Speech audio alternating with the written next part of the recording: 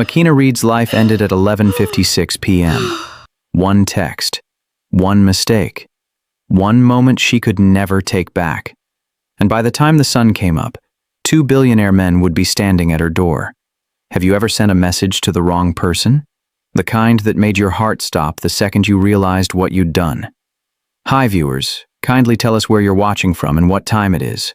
Warm welcome to the family. Enjoy the story. Makina didn't mean for any of this to happen. She was just tired, exhausted really. Her shift at Sterling Heights Hotel had been brutal. 12 hours of scrubbing floors, changing sheets, and pretending she didn't hear wealthy guests snap their fingers at her like she wasn't human. Her feet hurt, her back ached, and her heart? That was the worst part. Because earlier that day she'd seen the Instagram post. Her ex-boyfriend Marcus, the one who swore he'd marry her someday, was now engaged. To the woman he cheated with. The same woman Makina caught him texting late at night. The same woman he said was just a friend. So yeah, Makina was done pretending she was fine. She sat on the edge of her bed in her tiny apartment, staring at her phone. The room was barely big enough for a twin bed and a small table. But it was hers. At least she had that. She opened her messages and found her best friend Tasha's name. She needed to vent. She needed to say all the messy, emotional, unfiltered things she'd been holding in all day. Her fingers moved fast across the screen. Girl, those billionaire twins in the penthouse today? If even one of them said hello, I'd forget my own name, and the things I want them to do to me. Let me stop before God humbles me. She hit send.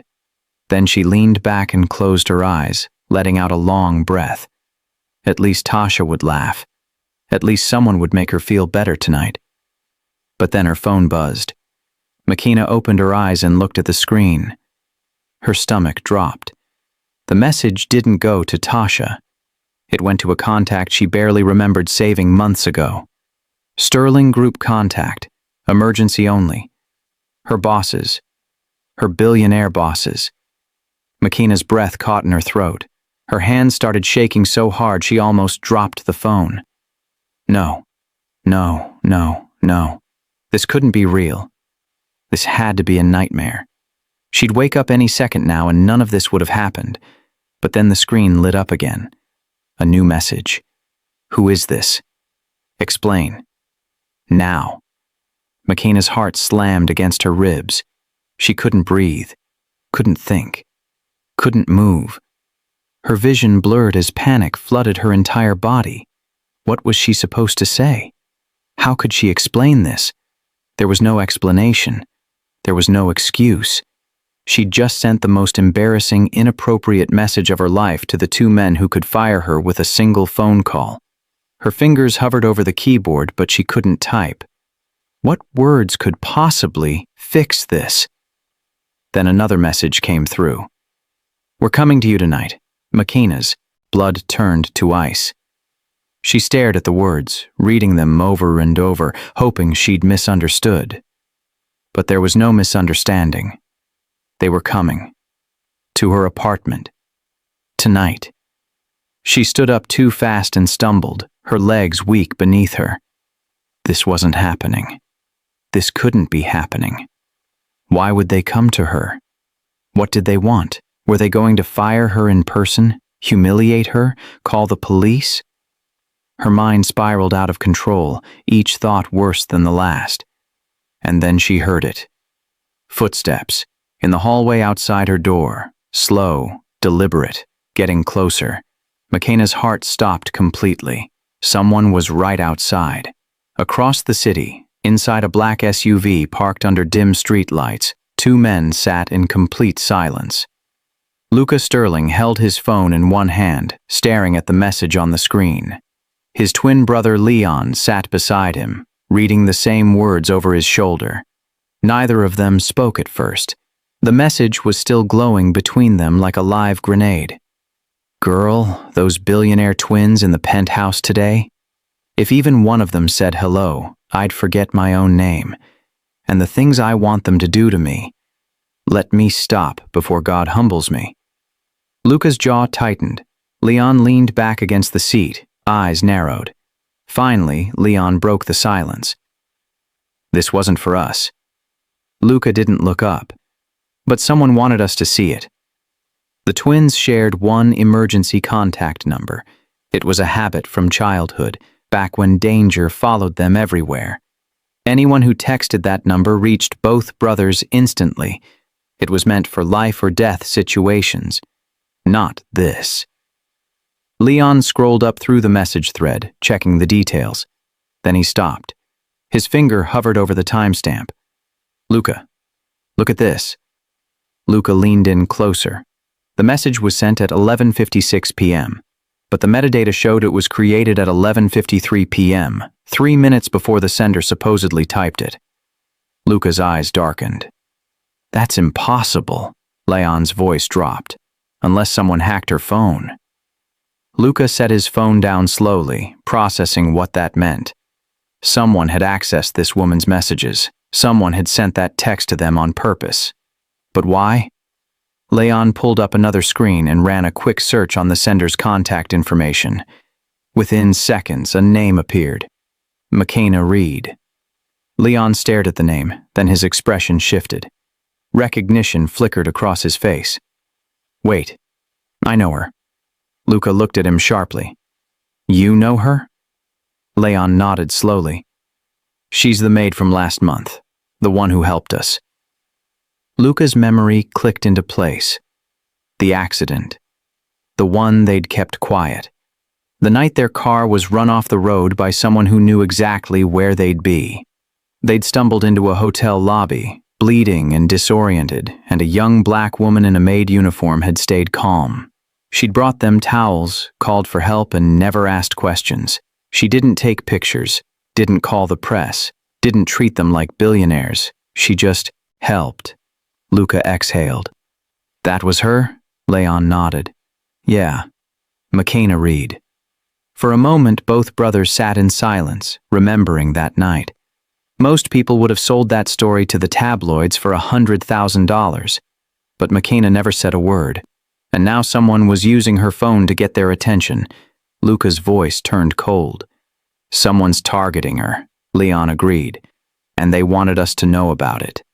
Luca reached for his seatbelt. Then we go to her. Now. Leon didn't argue. He started the engine and the SUV pulled away from the curb, tires rolling smoothly over wet pavement. The city blurred past them as they drove through empty streets. McKenna's address was already loaded into the GPS, 15 minutes away. But neither twin noticed the motorcycle that had been idling in the shadows behind them. Its headlight flicked on. The rider revved the engine once, then pulled onto the road, keeping a careful distance. Leon glanced in the rearview mirror. His eyes caught the faint glow of the motorcycle's taillight, weaving through traffic 2 cars back. We've got a tail, Leon said quietly. Luca turned his head slightly. How long? Since we left the office. Luca's expression hardened. Lose them. Leon shifted gears and took a sharp right turn down a narrow side street. The SUV accelerated smoothly, but the motorcycle stayed with them, cutting through the gap between 2 parked cars like it knew exactly where they were going. Luca cursed under his breath. They're not following us. They're heading to the same place. Leon's grip tightened on the wheel. Then we get there first. He pressed the gas harder, and the SUV surged forward, racing through the dark streets toward McKenna's neighborhood. But behind them, the motorcycle rider pulled out a phone, snapped a picture of their license plate, and sent it to someone. Then the rider sped up, not to follow them, to beat them there. McKenna's apartment had never felt this small before. The walls seemed to close in on her as she paced back and forth, her hands shaking so hard she could barely hold her phone. Her breath came in short, panicked bursts. The footsteps in the hallway had stopped, but that only made it worse. The silence was suffocating. She pressed her back against the door, listening. Nothing. Maybe she'd imagined it. Maybe her mind was playing tricks on her. Maybe no one was actually coming. But then headlights swept across her window. McKenna's heart dropped into her stomach. She moved to the window and peeked through the thin curtain, keeping herself hidden in the shadows. A black SUV sat parked on the street below. Expensive. Clean. The kind of car that didn't belong in her neighborhood. Her breathing quickened. This was real. They were really here. Makina backed away from the window, her mind racing. What did they want? Why would billionaire men drive across the city in the middle of the night just to confront a maid? She wasn't important. She wasn't anyone. She was just a woman who'd sent a stupid, embarrassing text by mistake, but they didn't know it was a mistake. They thought she'd done it on purpose. Makina covered her mouth with her hand, trying not to cry. No one knew she was in danger. No one knew what was happening to her right now. If something went wrong, if these men decided to hurt her, who would even know? Her best friend Tasha was asleep. Her neighbors never checked on her. She was completely alone. Have you ever been in a situation where no one knew you needed help? Where you realized that if something happened, no one would even notice? That's how Makina felt right now. Invisible, forgotten, alone. Then came the knock. Firm, steady, controlled. Makina jumped, her whole body going rigid. A deep voice came from the other side of the door. Makina. She recognized it immediately. Luca Sterling. Another voice followed, smoother but just as commanding. Open the door. Leon Sterling. Makina's hand moved toward the lock, then stopped. Her instinct screamed at her. Something about this felt wrong. Why would they come here in person? Why not just fire her over the phone? Why show up at her door in the middle of the night like this?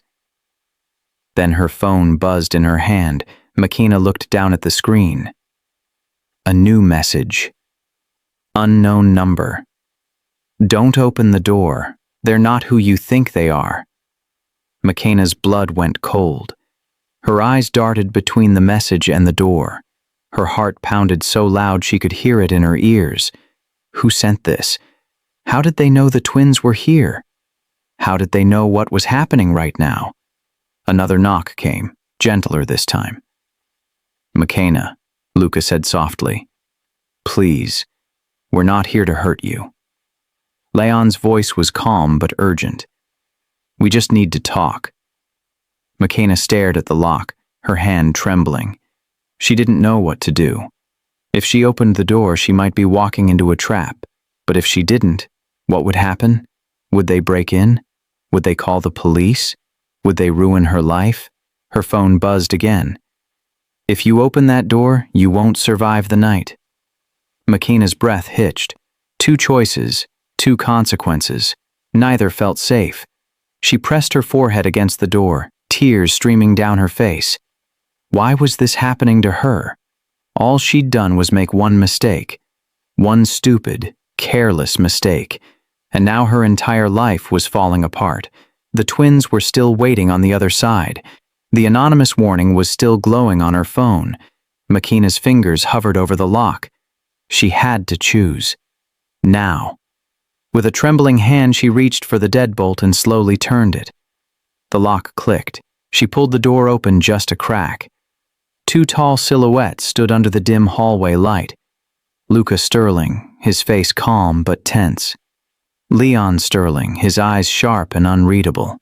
Their presence was overwhelming.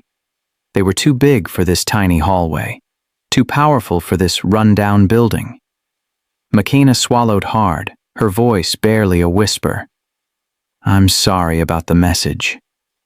Luca raised a hand gently. We're not angry. Leon studied her closely, his gaze intense. We're here because something isn't right. Makina blinked, confusion flooding her face. What do you mean? Leon pulled out his phone and held it up so she could see the screen. The timestamp on your message. You weren't holding your phone when it was sent. Makina stared at the screen, her mind struggling to process what he was saying. What? I was crying? I remember typing it? No, Luca said gently but firmly. Someone accessed your phone remotely. Makina stepped back, her legs suddenly weak. The room tilted. Who would do that? Leon exchanged a tense look with his twin brother. That's what we need to find out. Before Makina could respond, a loud crash echoed from down the hallway. Something heavy. Something wrong. All three of them froze. Luca's hand shot out and grabbed Makina's wrist. His voice was low and deadly serious. We're not alone. The hallway went dead silent. Makina's breath caught in her throat. Luca's grip on her wrist tightened, not hard enough to hurt, but firm enough to keep her from moving. Leon stepped inside her apartment and gently closed the door behind him, his movements smooth and controlled. He didn't say a word. He just lowered the lights and moved to the window, scanning the street below with sharp, calculating eyes. Makina stood frozen between them, her heart hammering in her chest. Please, she whispered. Please, just tell me what's going on. Luca turned to face her, his expression serious but not unkind. We need you to stay calm. Leon didn't take his eyes off the window. Someone's been watching you. Makina felt her knees weaken. Watching me? Why? I'm nobody. I'm just a maid. Leon finally looked at her, and for the first time, she saw something in his eyes that scared her more than anger ever could. Concern. You're not nobody, he said quietly. Not to the people who hacked your phone. Makina shook her head, trying to process his words. None of this made sense. Why would anyone care about her? Why would anyone go through the trouble of hacking her phone just to send a message to 2 billionaires? Luca reached into his coat and pulled out his phone. He opened the message thread and held it up so she could see. Look at the timestamp, he said. Makina leaned in closer, squinting at the screen. The message she'd sent was marked 11:56 p.m., but underneath it, in smaller text, was another time. 11:53 p.m. Makina's brow furrowed. I don't understand. What does that mean? Leon stepped away from the window and stood beside his brother. It means the message was created 3 minutes before you typed it. Makina's stomach dropped. That's impossible. Luca nodded. Exactly. Unless someone remotely accessed your phone and pre-scheduled the message to send at that exact time. Makina's mind spun. She thought back to earlier that night. She'd been crying. She'd been upset about Marcus and his engagement. She'd grabbed her phone and typed out her emotions without thinking. She remembered hitting send. She remembered the moment of relief before the panic set in. But if what they were saying was true, then someone had been inside her phone before she even touched it.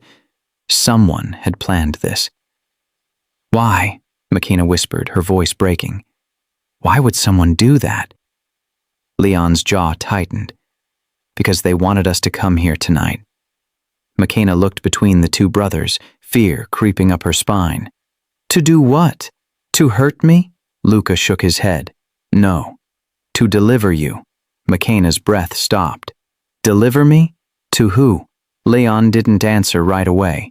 He exchanged a look with his twin, and in that brief moment of silence, Makina saw something she hadn't expected. Guilt. Before either of them could speak, another sound echoed through the building. Footsteps. Slow. Deliberate. Coming from the stairwell at the end of the hall. Leon moved instantly, positioning himself between Makina and the door. Luca pulled her back, his hand steady on her shoulder. Stay behind me, Luca said quietly. Makina's whole body trembled. Who is it? Leon didn't answer. He just kept his eyes locked on the door. The footsteps grew louder, closer. Then they stopped. Right outside her door, Makina covered her mouth to keep from screaming. The doorknob began to rattle. Not a knock, not a twist. A rattle. Like someone was testing the lock, checking to see if it was secure. Leon raised a hand, signaling for everyone to stay silent. Makina could hear her own heartbeat pounding in her ears. She could feel Luca's steady presence beside her, grounding her even though she wanted to run. Then, just as suddenly as it started, the rattling stopped. The footsteps retreated, slowly, calmly, like whoever it was had all the time in the world. Leon waited a full minute before moving. He pulled out a small device from his jacket and pressed a button. A faint beep sounded, and he checked the screen. His expression darkened. "What is it?" Luca asked. Leon looked at him, then at McKenna. "Someone jammed the building cameras, every single one." McKenna felt the blood drain from her face. "What does that mean?" Luca answered for him, his voice low and grim. "It means whoever was just outside your door didn't want to be seen." McKenna sank into the nearest chair, her legs finally giving out. This couldn't be real. This had to be some kind of nightmare.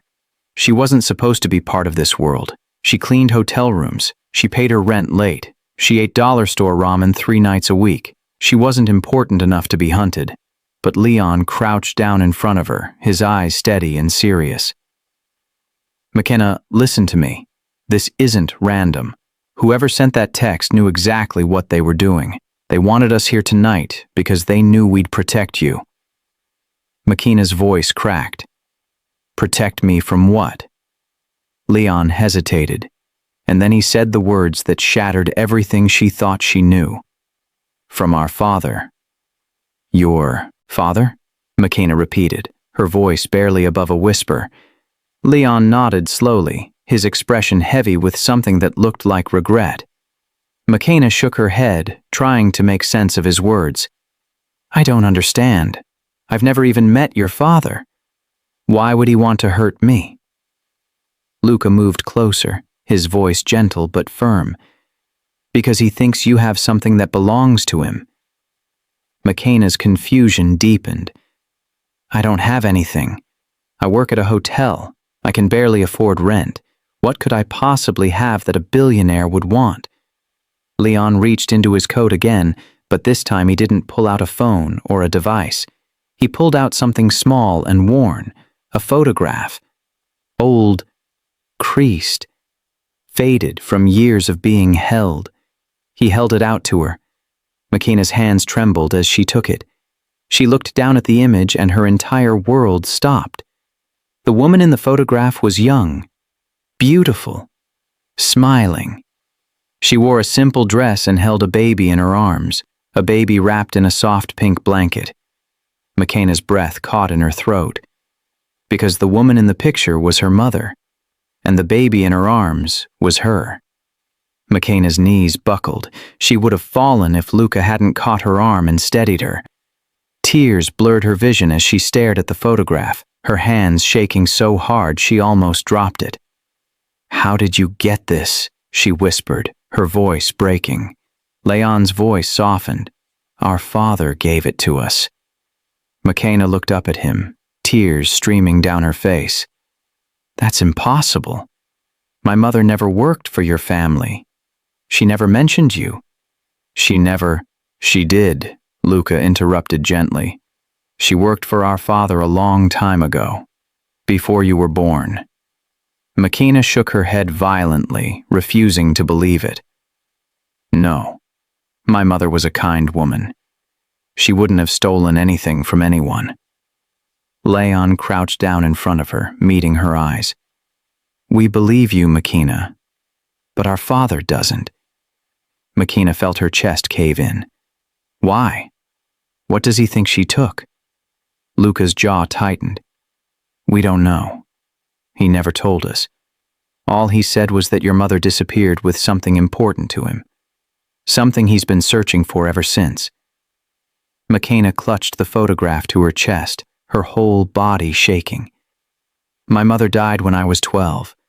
She didn't leave me anything except memories and this tiny apartment."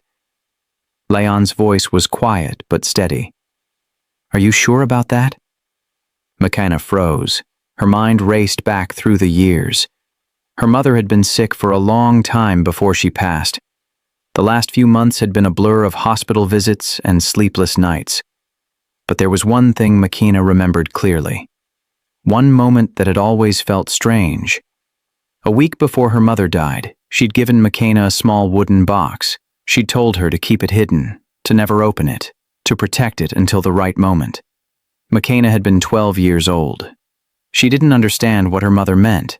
She'd assumed it was just sentimental items, letters, pictures, things her mother wanted her to have one day, but she'd never opened it.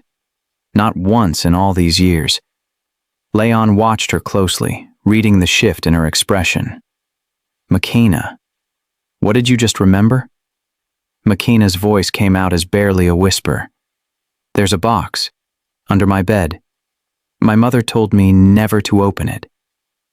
Have you ever discovered something about your family that completely changed how you saw them? A secret they kept to protect you, even if it hurt? McKenna felt that weight now. The weight of secrets her mother had carried alone. The weight of a past she'd never been allowed to understand. Luca moved toward her bedroom. "Show us." McKenna stood on shaky legs and led them to the small room. Her bed was pushed against the wall, barely big enough for one person. She knelt down and reached underneath, her fingers brushing against dust and forgotten things until they found the box. She pulled it out. It was smaller than she remembered. Wooden, carved with delicate flowers along the edges. Her mother's handwriting was etched into the bottom in faded ink. For McKenna. McKenna stared at the box, her hands trembling. She'd carried this thing with her through every move, every struggle, every hard night. And she'd never once opened it. Leon knelt beside her. "Whatever's inside, we'll face it together." McKenna looked at him, then at Luca. These two men were strangers. She'd only met them minutes ago, but in this moment they felt like the only people in the world who understood what she was going through. She took a deep breath and slowly lifted the lid. Inside was a single item, a flash drive, black, unmarked, cold to the touch. McKenna lifted it out of the box, holding it up to the light. "My mother hid this?" Leon's face went pale. "That's what he's been looking for." Luca stepped closer, his voice tight. "McKenna, do you have any idea what could be on that?" McKenna shook her head, tears sliding down her cheeks. "No. She never told me. She just said to protect it." Leon reached for the drive, then stopped himself. "Whatever's on there, it's dangerous. Dangerous enough that our father has spent years hunting for it."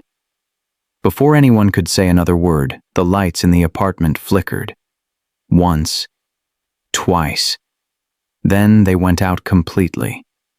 Darkness swallowed the room. McKenna gasped, her heart slamming against her ribs. Luca grabbed her hand. "Don't move." Leon pulled out his phone, using the flashlight to scan the room. But before he could say anything, they all heard it. The sound of the front door unlocking. From the outside, someone had a key. The doorknob twisted slowly from the outside. McKenna covered her mouth to keep from screaming. Her whole body went rigid, frozen in place by pure terror. In the darkness, she could barely see anything except the faint glow of Leon's phone and the shadow of the door beginning to move. Luca pulled her behind him, his body becoming a shield between her and whatever was coming through that door. Leon moved, silently toward the entrance, his movements controlled and precise. The door stopped. The lock clicked, but it didn't open. Instead, the doorknob rattled violently, metal scraping against metal. Slow, deliberate, like whoever was on the other side was testing how secure it was. McKenna pressed herself against the wall, clutching the flash drive so tightly her knuckles turned white. Her breath came in short, panicked gasps. She wanted to run. She wanted to scream. But Luca's hand on her shoulder kept her grounded. Leon pulled out the small device he'd used earlier and checked the screen. His jaw clenched. "They jammed everything," he whispered. "Every camera in this building, every security system. We're completely blind." McKenna's heart felt like it was going to explode. "Who would do that?" Luca's voice was low and dangerous. Someone who doesn't want witnesses. The rattling stopped. The hallway went silent again. McKenna held her breath, listening, waiting, praying that whoever was out there had given up and left. But then she heard it. Footsteps. Retreating. Slowly. Calmly. Like whoever it was had all the time in the world. Leon waited a full minute before moving. He pressed his ear against the door, listening for any sign of movement. When he was satisfied, he turned back to McKenna and Luca. They're gone. For now. McKenna sank into a chair, her legs finally giving out. This can't be real. This can't be happening to me. Luca knelt beside her. McKenna, I know this is overwhelming, but we need you to stay strong. McKenna looked at him, tears streaming down her face. Why me? I've never done anything to your father. I've never even met him. Why is he doing this? Leon answered, his voice heavy. Because he believes your mother stole something from him.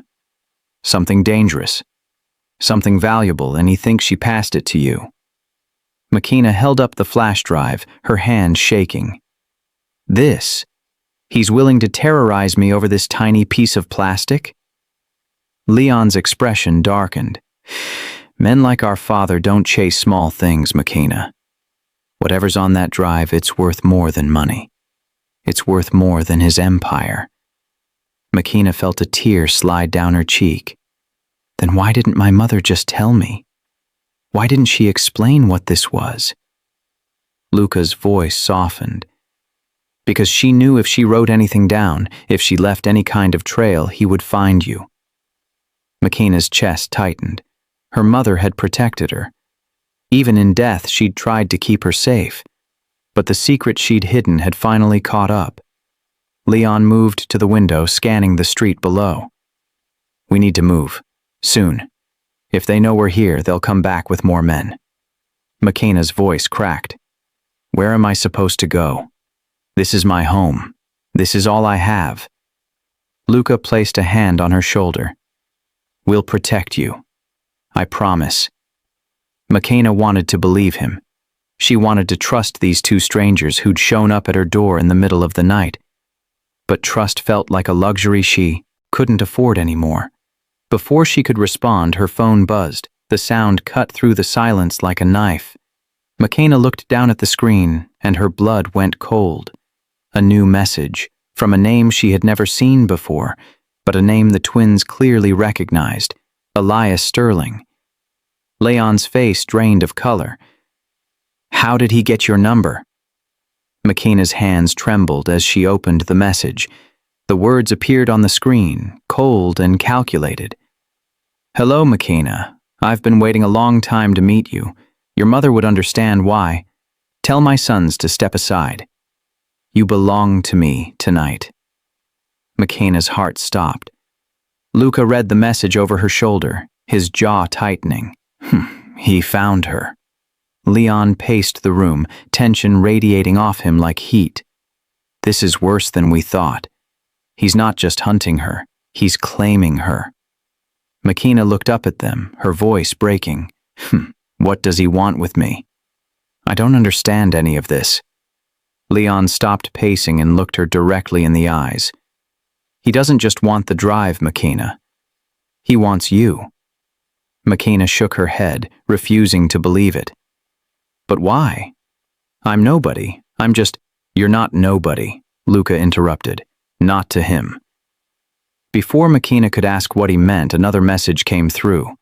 This time it was a photo, a picture of her apartment building, taken from across the street, right now. Leon cursed under his breath. He's already here. Luca grabbed McKenna's arm. We need to leave. Now. But before they could move, the power in the entire building shut off. Complete darkness swallowed them whole, and from somewhere deep in the building a voice echoed through the hallway. Calm, cold, chilling. McKenna read, Time's up.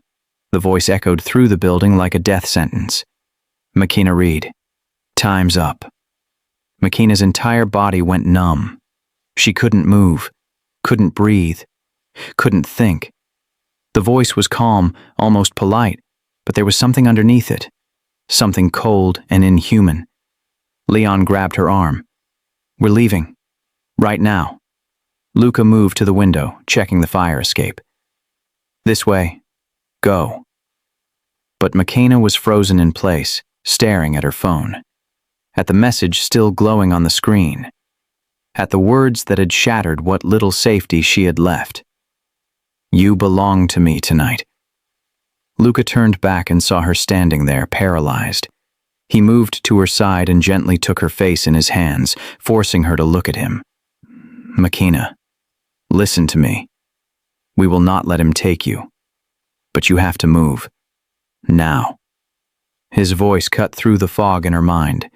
She nodded, her hand still clutching the flash drive like it was the only solid thing left in the world. Leon pushed the window open, cold air rushing into the apartment. "Fire escape. Let's go." They climbed out one by one, the metal stairs creaking under their weight. McKenna's legs felt like they were going to give out with every step, but Luca stayed close behind her, his hand on her back, steadying her. Below them, the street was eerily empty. No cars, no people. Just the glow of streetlights and the distant hum of the city. They made it to the alley behind the building, and Leon pulled out his phone to call for backup. But before he could dial, McKenna's voice stopped him. "Wait." Both brothers turned to her. McKenna's mind was racing. Something wasn't adding up. The message, the photograph, the voice in the building, it all felt too coordinated, too planned. "How did he know I had the drive?" McKenna whispered. Leon frowned. "What do you mean?" McKenna looked down at the small black device in her hand. "I just found this 10 minutes ago. I've had it my whole life and never opened the box. So how does your father know I have it?" Luca's expression darkened. "Because someone's been watching you. For a long time." McKenna's stomach twisted. "You think someone's been in my apartment?" Leon nodded slowly. "It's the only explanation. They've been waiting for the right moment, waiting for us to show up, waiting for you to find it." McKenna felt sick. The idea that someone had been in her home, watching her, tracking her every move, made her skin crawl. She thought about all the nights she'd slept alone in that tiny apartment. All the times she'd felt safe. All the times she'd been wrong. Luca's voice was quiet but firm. "Your mother knew this day would come. That's why she hid it. That's why she told you to protect it." McKenna's eyes filled with tears.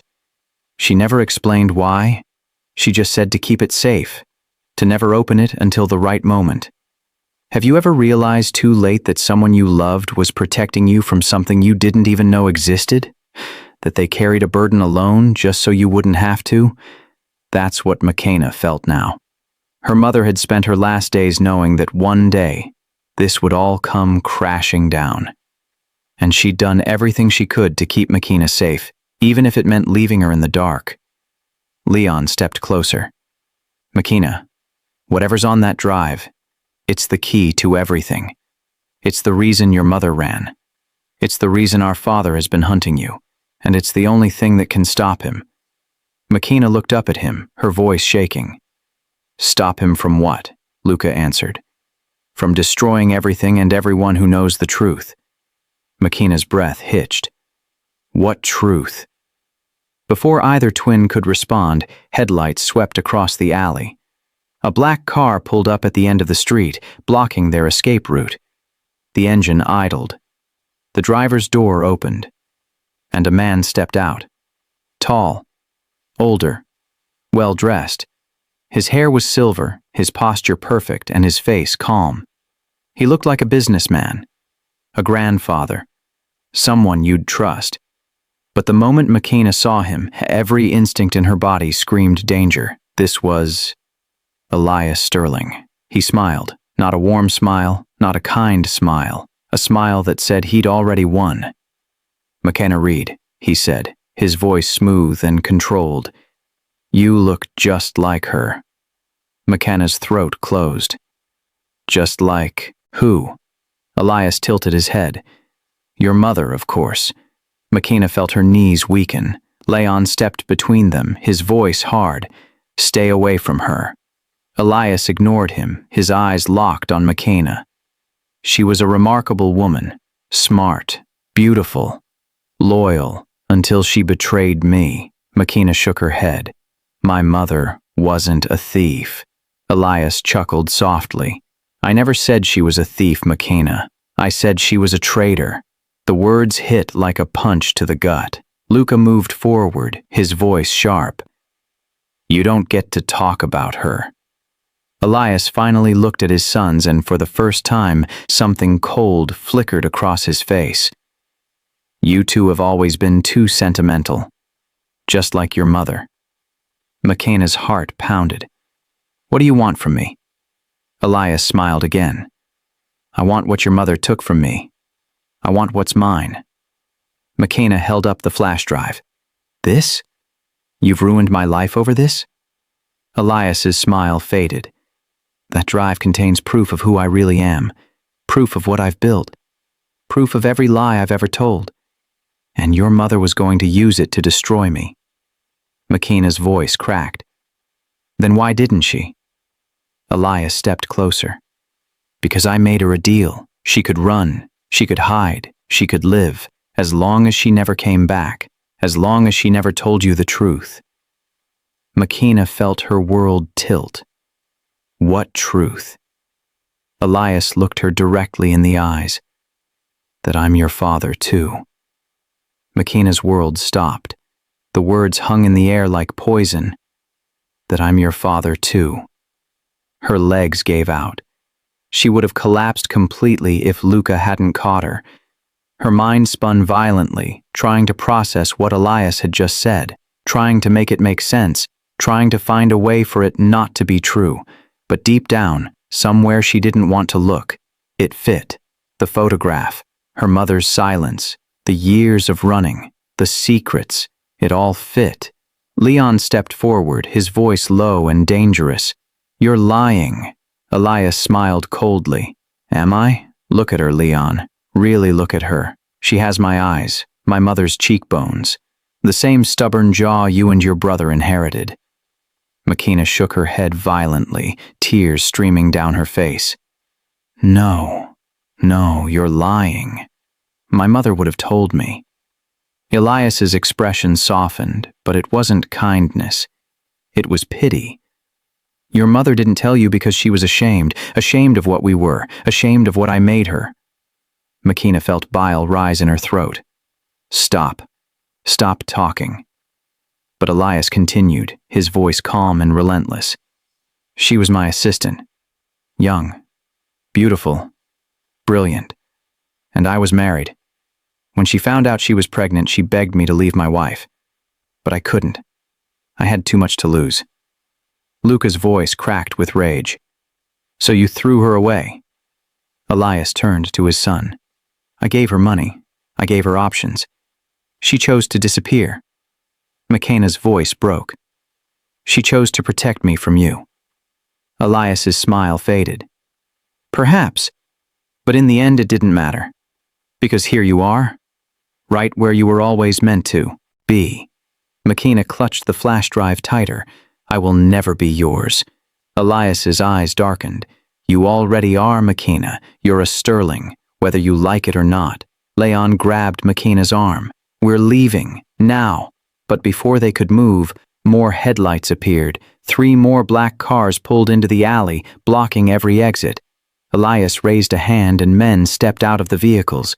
6 of them, all dressed in dark suits, all moving with military precision. McKenna's heart slammed against her ribs. What are you doing? Elias's voice was calm. Taking back what's mine. Leon positioned himself in front of McKenna. You'll have to go through us first. Elias sighed. If you insist. He nodded once, and the men moved forward. Luca grabbed McKenna's hand. Run. They bolted down the alley, but the men were faster. One of them cut them off, grabbing Makina's arm. She screamed and fought back, kicking and clawing, but his grip was iron. Luca tackled him, and they crashed to the ground. Leon threw a punch at another man, but there were too many of them. Makina stumbled backward, clutching the flash drive, her mind racing. She had to get away. She had to protect this. She had to. A hand grabbed her from behind. She screamed and spun around, but it wasn't one of Elias's men. It was a woman, older, black, with kind eyes and a fierce expression. "Come with me if you want to live," the woman whispered. Makina didn't know who she was, didn't know if she could trust her, but in that moment she didn't have a choice. She let the woman pull her into the shadows, away from the fight, away from Elias, away from everything. Behind her, she heard Leon shout her name, but she didn't stop. She ran, and the woman ran with her, guiding her through a maze of back streets and dark alleys until they reached an old sedan parked 2 blocks away. The woman shoved Makina into the passenger seat and started the engine. "Who are you?" Makina gasped. The woman's voice was steady. "Someone your mother trusted." Makina's breath caught. "You knew my mother?" The woman nodded, pulling onto the street. "I was there the night she ran. I helped her hide. And I've been watching you ever since." Makina felt tears blur her vision. "Why didn't you tell me?" The woman's voice softened. "Because your mother made me promise not to. She said you'd be safer if you didn't know." Makina looked down at the flash drive in her hand. "What's on this?" The woman's jaw tightened. "The truth. About Elias Sterling. About what he did. About who he really is." Makina's voice cracked. "And who am I?" The woman glanced at her, and for the first time, Makina saw something like regret in her eyes. "You're the key to bringing him down." Before Makina could respond, the woman's phone buzzed. She checked the screen, and her face went pale. "What is it?" Makina asked. The woman's voice was barely a whisper. "They found us." Makina looked out the back window and saw headlights.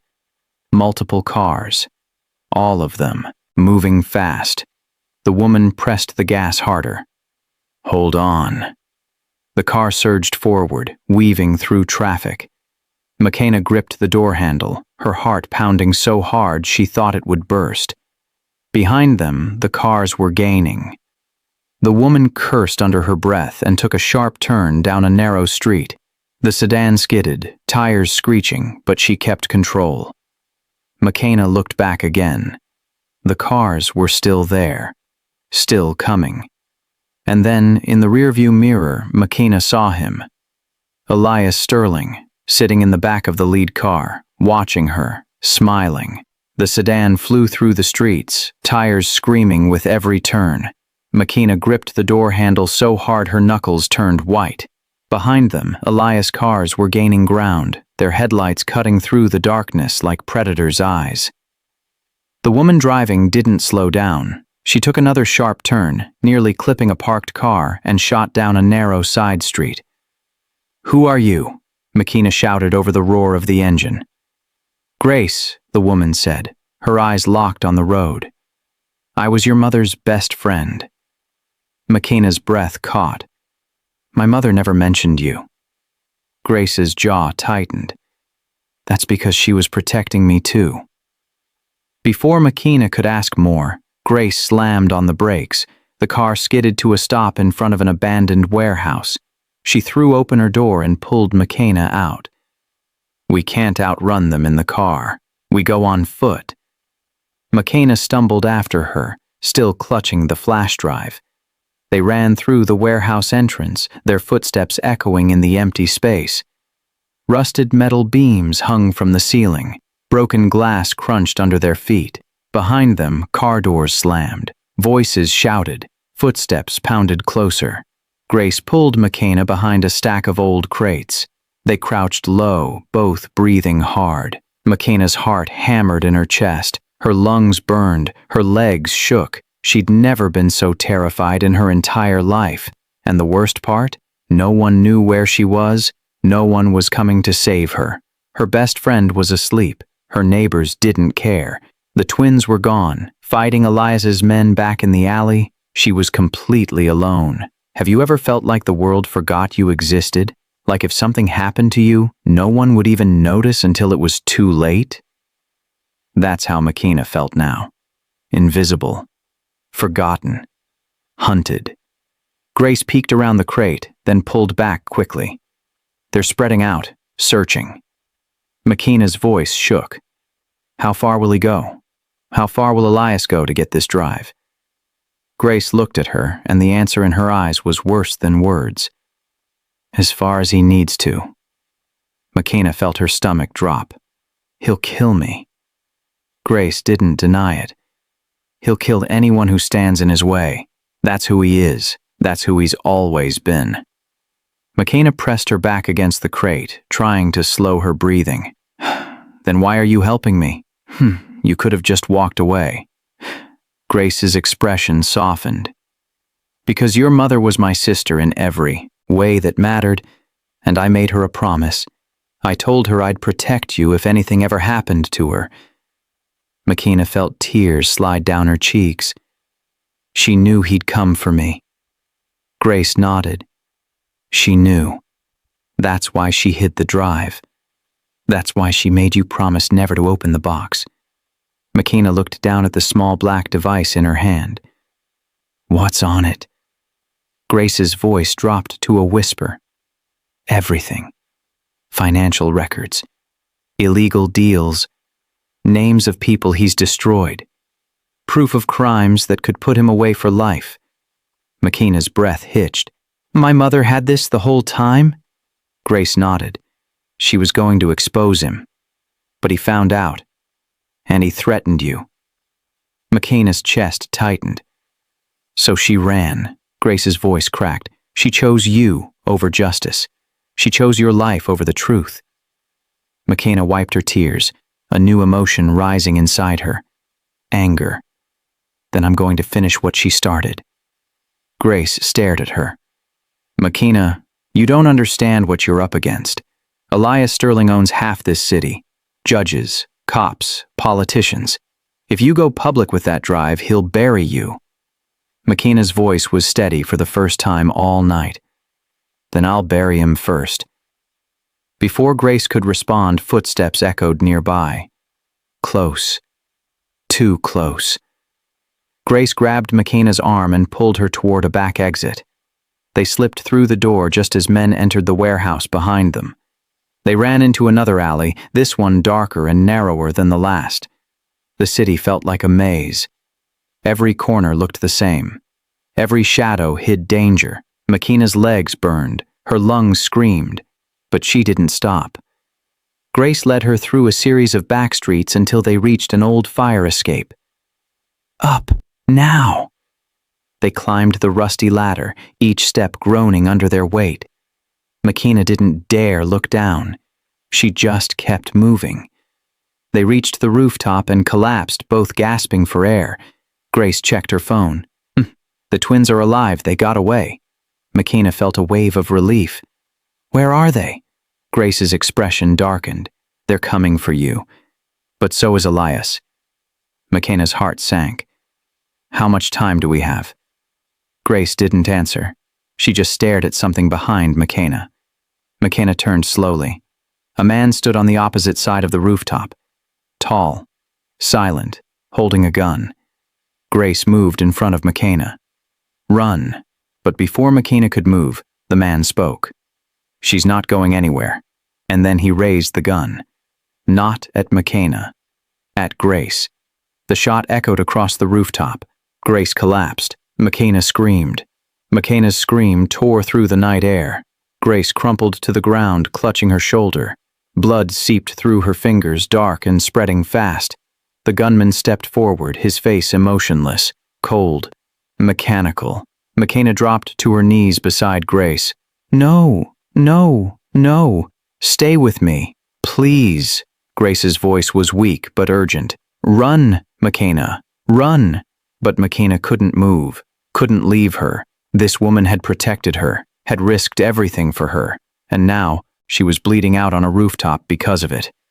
The gunman raised his weapon again, this time aimed at Makina. She closed her eyes, bracing for the end, but the shot never came.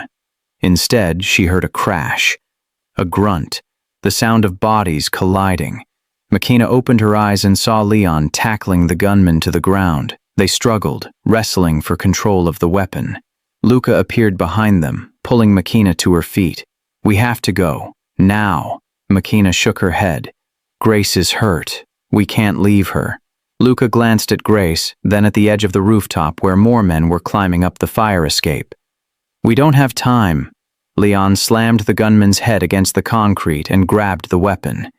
He ran to Grace, checking her wound. "She'll live. But not if we stay here."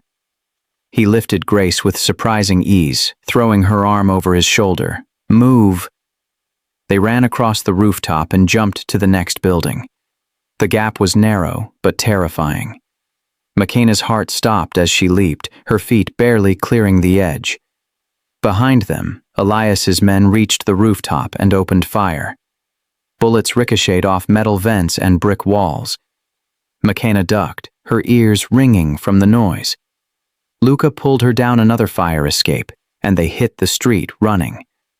Leon was right behind them, still carrying Grace. They ducked into a narrow alley between two buildings.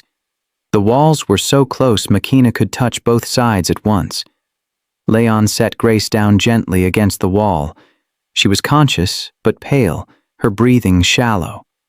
Makina knelt beside her. "You're going to be okay. I promise." Grace managed a weak smile. "You're a terrible liar." Luca checked the street behind them. "We need to keep moving. They'll sweep this area." But Leon was already working on something. He pulled out a small tool from his jacket and started picking the lock on a metal door embedded in the alley wall. Makina watched him, her mind still reeling. "Why are you doing this? Why are you helping me?" Leon didn't stop working. "Because it's the right thing to do." Makina shook her head. "That's not an answer. You don't even know me. You could have walked away. You could have let him take me and saved yourselves." The lock clicked. Leon pushed the door open, revealing a dark storage room filled with old crates and dusty shelves. He turned to face Makina, and for the first time, she saw something raw in his eyes. Something broken. "Because we know what it feels like to be hunted by the man who claims to love you." Makina's breath caught. Luca's voice was quiet. "Our father destroyed our mother, piece by piece, day by day, until there was nothing left of her." Leon's jaw tightened. "And we stood by and did nothing because we were too young to understand, too scared to fight back."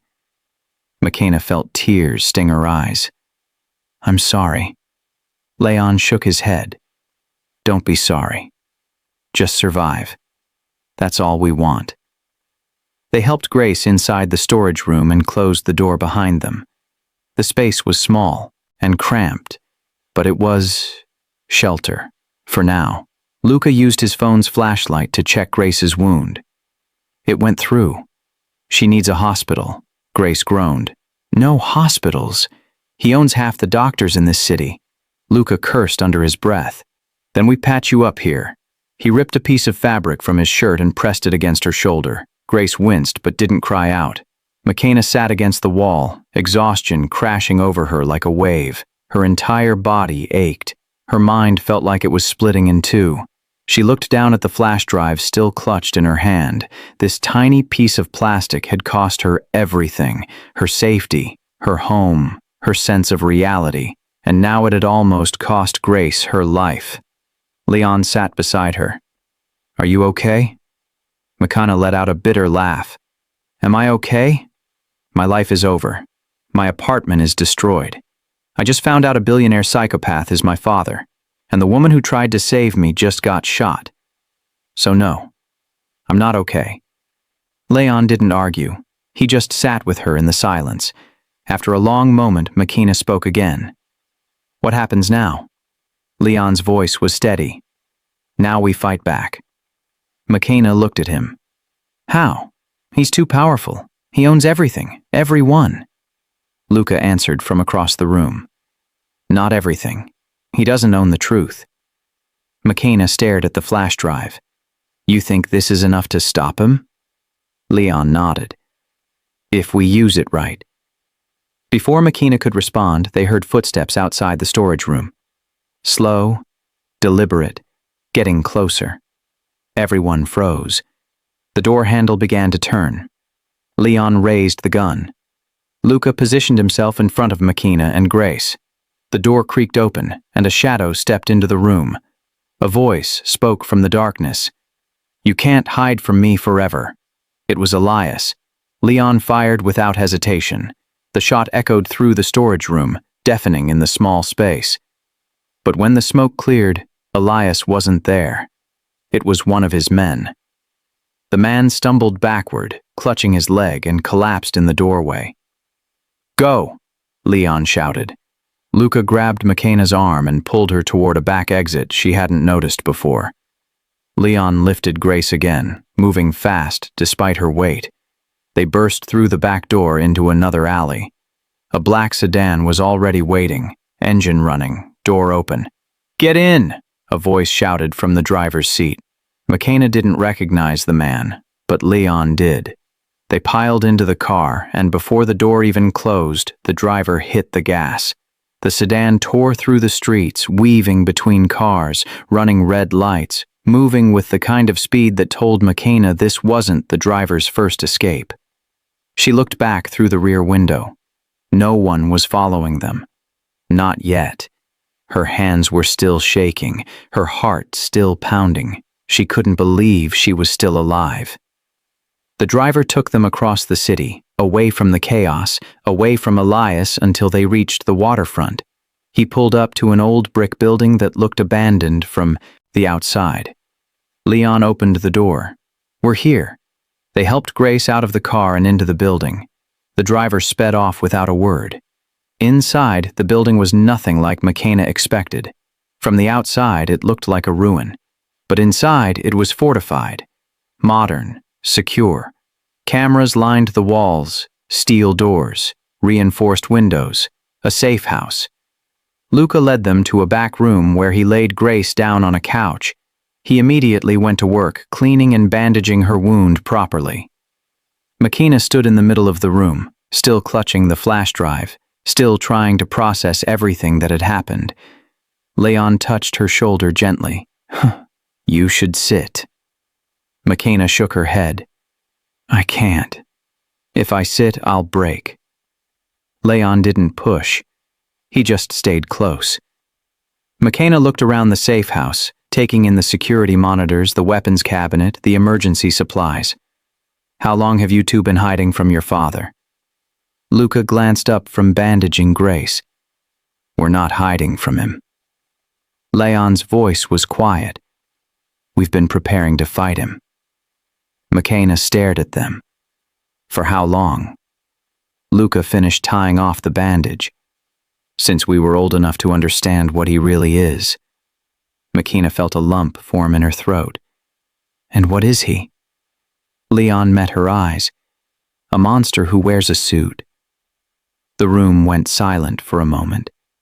Grace groaned softly from the couch.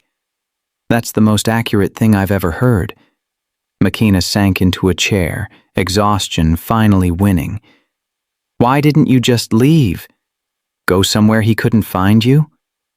Luca's expression hardened. "Because running doesn't stop him. It just delays the inevitable." Leon added, "And we couldn't leave knowing there were others he'd hurt." Makina looked at them both. These two men. Strangers hours ago. Now the only people standing between her and death. When was the last time someone put their life on the line for you? Not because they had to, not because they owed you, but because it was the right thing to do? That's what the twins were doing, and Makina couldn't understand why. "Why me?" she whispered. You don't even know me. I'm just a maid. I'm nobody." Leon crouched in front of her. "You're not nobody, Makina. You're the daughter of a woman who stood up to him. You're the keeper of the only evidence that can destroy him. And you're our sister." Makina's breath caught. "I'm still trying to process that part." Luca smiled sadly.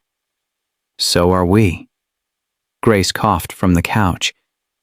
"You three need to figure out what you're going to do with that drive, because Elias won't stop until he gets it, or until you're all dead."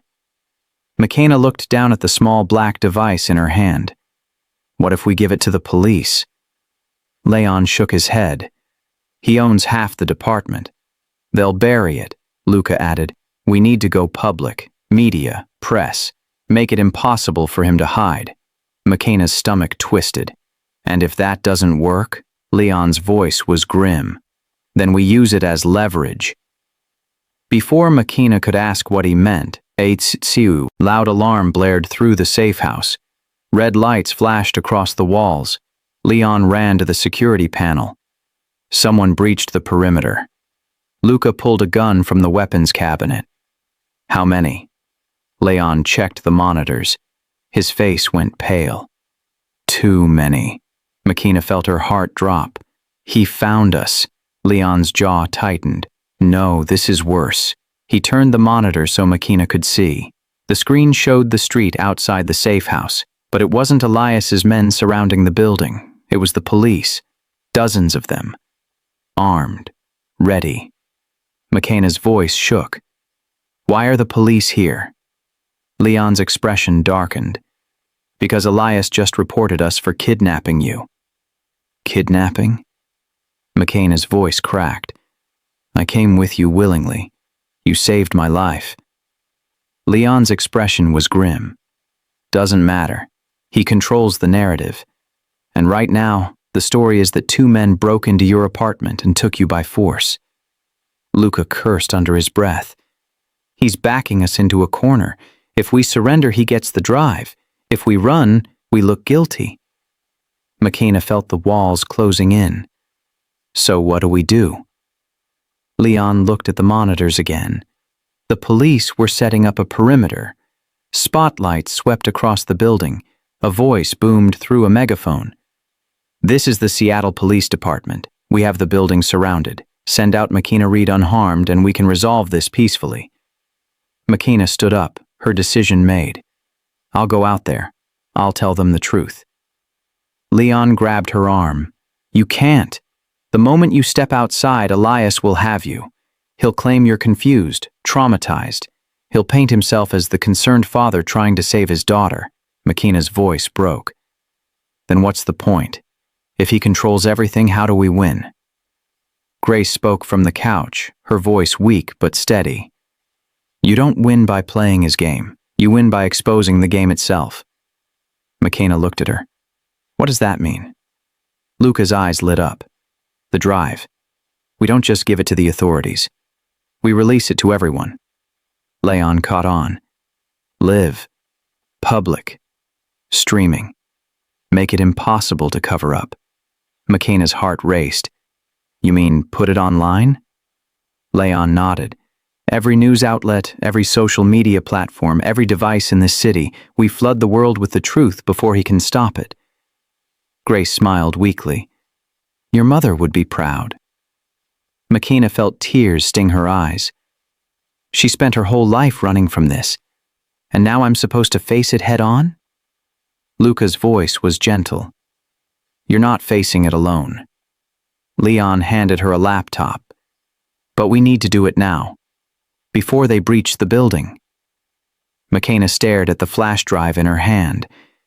This tiny piece of plastic held the power to destroy the man who'd terrorized her mother, the man who'd hunted her, the man who claimed to be her father, but it also held the power to destroy her own life in the process. She looked at Leon and Luca. "What happens to us after this? After the truth comes out?" Leon's voice was honest. "We'll probably lose everything. His lawyers will fight. His allies will turn on us. But we'll be free." Makina thought about her mother, about the years she'd spent hiding, about the sacrifice she'd made to keep Makina safe. She thought about Grace, bleeding on the couch, still fighting. She thought about the twins who'd risked their lives for a woman they barely knew, and she made her choice. Let's do it. Leon opened the laptop and plugged in the flash drive. Files appeared on the screen, hundreds of them, financial records, audio recordings, video evidence, emails, contracts. Makina's breath caught. This is everything. Luca scanned through the files. It's more than everything. This isn't just fraud. This is murder, blackmail, corruption at the highest levels. Grace's voice was barely a whisper. Your mother was going to bring down an empire. Makina's hands trembled as she prepared to upload the files. How did she even get all this? Leon answered, his voice heavy. She was his assistant. She had access to everything, and she was smart enough to copy it before she ran. Makina looked at the screen, at her mother's legacy, at the truth that had cost so much. She took a deep breath and clicked upload. The files began transferring. Progress bar slowly filling. 10%. 20%. Outside, the police megaphone boomed again. This is your final warning. Send out Makina Reed, or we will enter by force. 30%.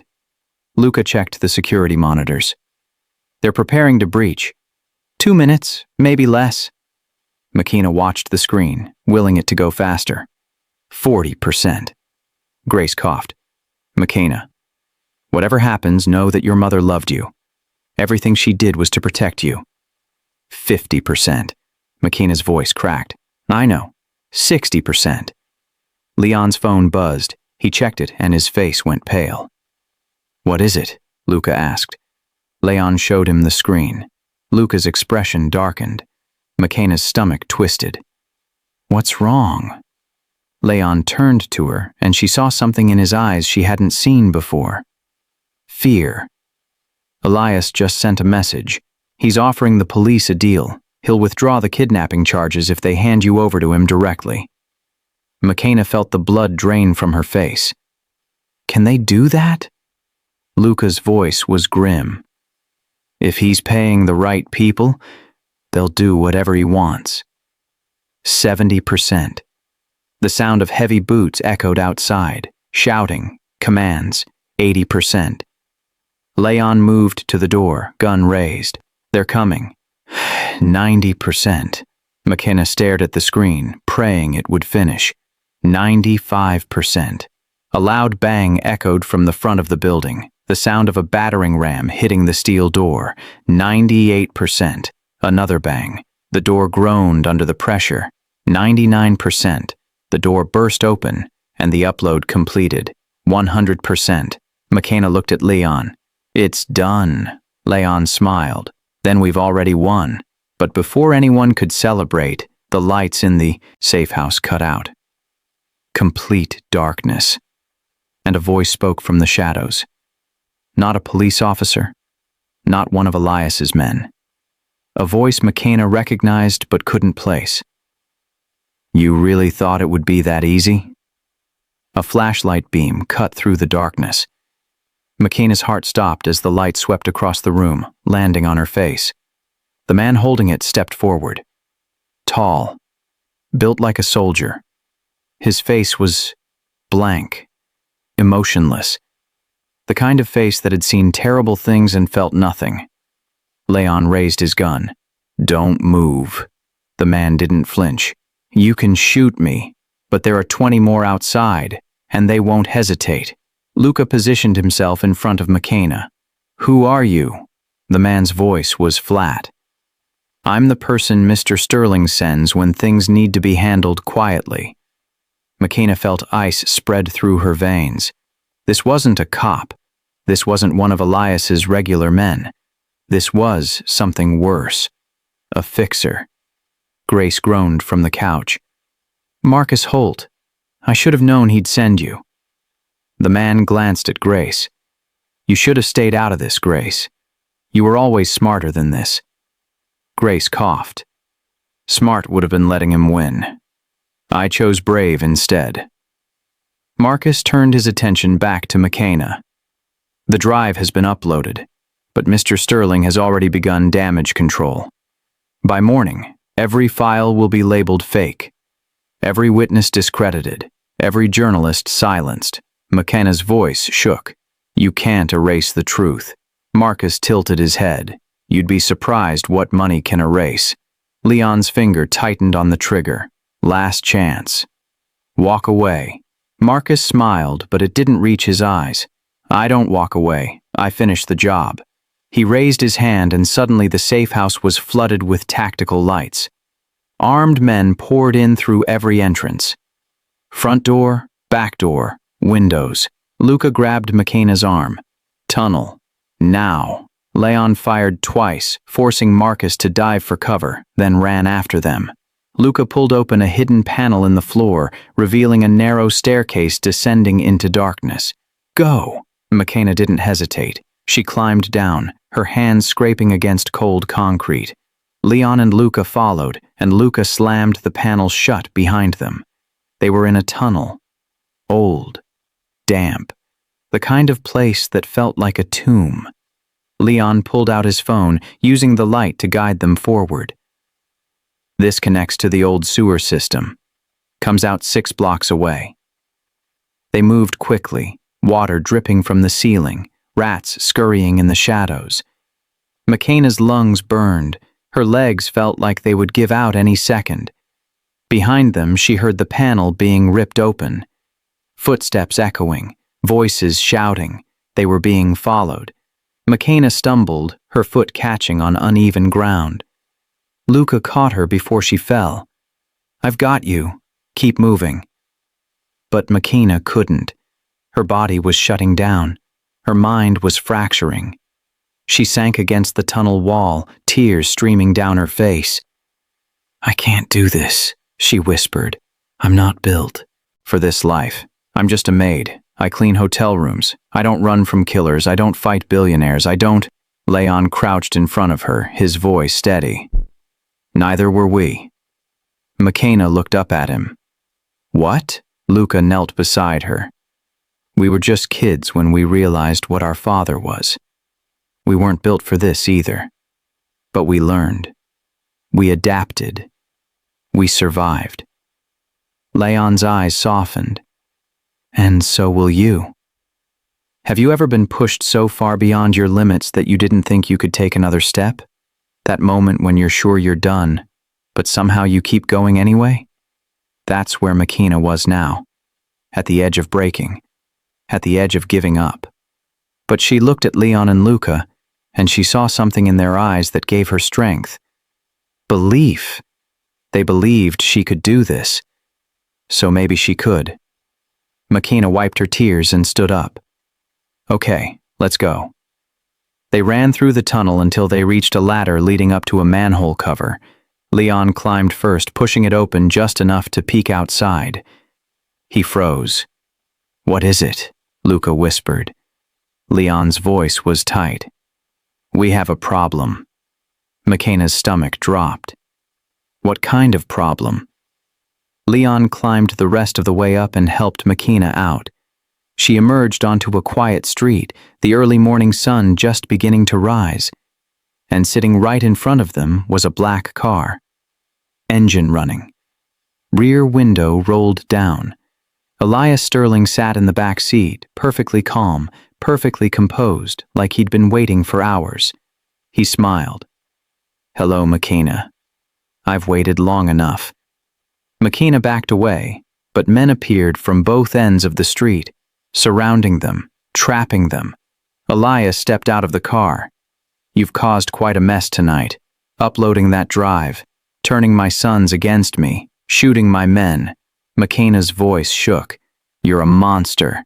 Elias smiled wider. Perhaps, but I'm a monster who always gets what he wants. He held out his hand. Now. Give me the original drive, and I'll let your friends live. McKenna clutched her empty pocket. The drive was gone, used, uploaded. But Elias didn't know that. Leon stepped forward. She doesn't have it anymore. Elias's smile faded. Then where is it? Luca's voice was cold. Everywhere. Elias's face darkened. He pulled out his phone and made a call. After a moment, his expression shifted. Anger, disbelief, rage. He hung up and looked at McKenna with pure hatred. You just destroyed everything I built. McKenna lifted her chin. Good. Elias's hand moved to his coat. Leon shouted, Gun! But before anyone could react, a shot rang out.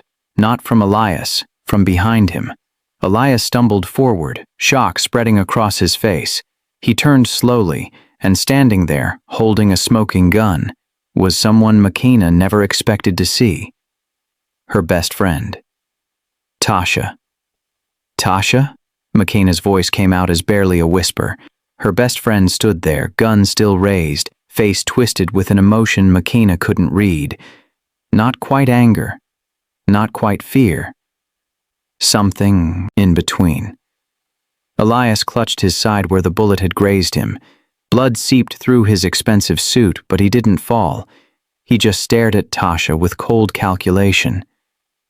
Well, Elias said calmly. This is unexpected. Tasha's hand shook, but her voice was steady. Step away from her. McKenna couldn't move, couldn't think. Tasha, what are you doing here? How did you— I've been following you all night, Tasha said, eyes never leaving Elias. Ever since you sent me that weird text about billionaire twins, I knew something was wrong. Leon stepped forward carefully. Lower the weapon. Let us handle this. But Tasha didn't lower it. I'm not letting anyone hurt my friend. Elias smiled, and it was the most terrifying thing McKenna had ever seen, because it wasn't the smile of a man who'd just been shot. It was the smile of a man who'd already won. You must be Tasha, Elias said, his voice smooth despite the pain. McKenna talks about you often. Best friends since high school, correct? Tasha's jaw tightened. Don't talk like you know us. Elias chuckled. But I do know you. Tasha Marie Collins, 26 years old. Works at a call center. 2 younger siblings. Mother works double shifts at a nursing home. Father left when you were 9. Tasha's face went pale. How do you— I know everything about everyone who matters to my daughter. The word daughter made McKenna's stomach turn. Elias continued, his tone conversational. I also know you're 3 months behind on rent, that your mother's medical bills are piling up, that your car was repossessed last week. Tasha's hands trembled. Shut up. Elias tilted his head. I'm simply stating facts, facts that could change very quickly with the right arrangement. Leon's voice was hard. Don't listen to him. That's what he does. He finds your weakness and uses it. But Elias ignored him, his eyes locked on Tasha. $50,000. Right now. All I ask is that you walk away. McKenna felt her heart crack. Tasha, no. Please. Tasha's eyes filled with tears. McKenna, you don't understand. My mom needs surgery. If I don't get the money— He's lying, Luca interrupted. He'll kill you the second you're not useful. Elias shrugged. Or I'll pay you. It's really up to you. The silence stretched like a wire about to snap. Then Tasha lowered the gun. McKenna felt the world tilt. Tasha. But Tasha didn't walk toward Elias. She walked toward McKenna and handed her the gun. I'm sorry, Tasha whispered. I'm sorry I even hesitated. But I'm not leaving you. McKenna grabbed her friend and pulled her into a tight hug. Thank you. Elias's smile finally faded. How disappointing. He snapped his fingers and car doors opened.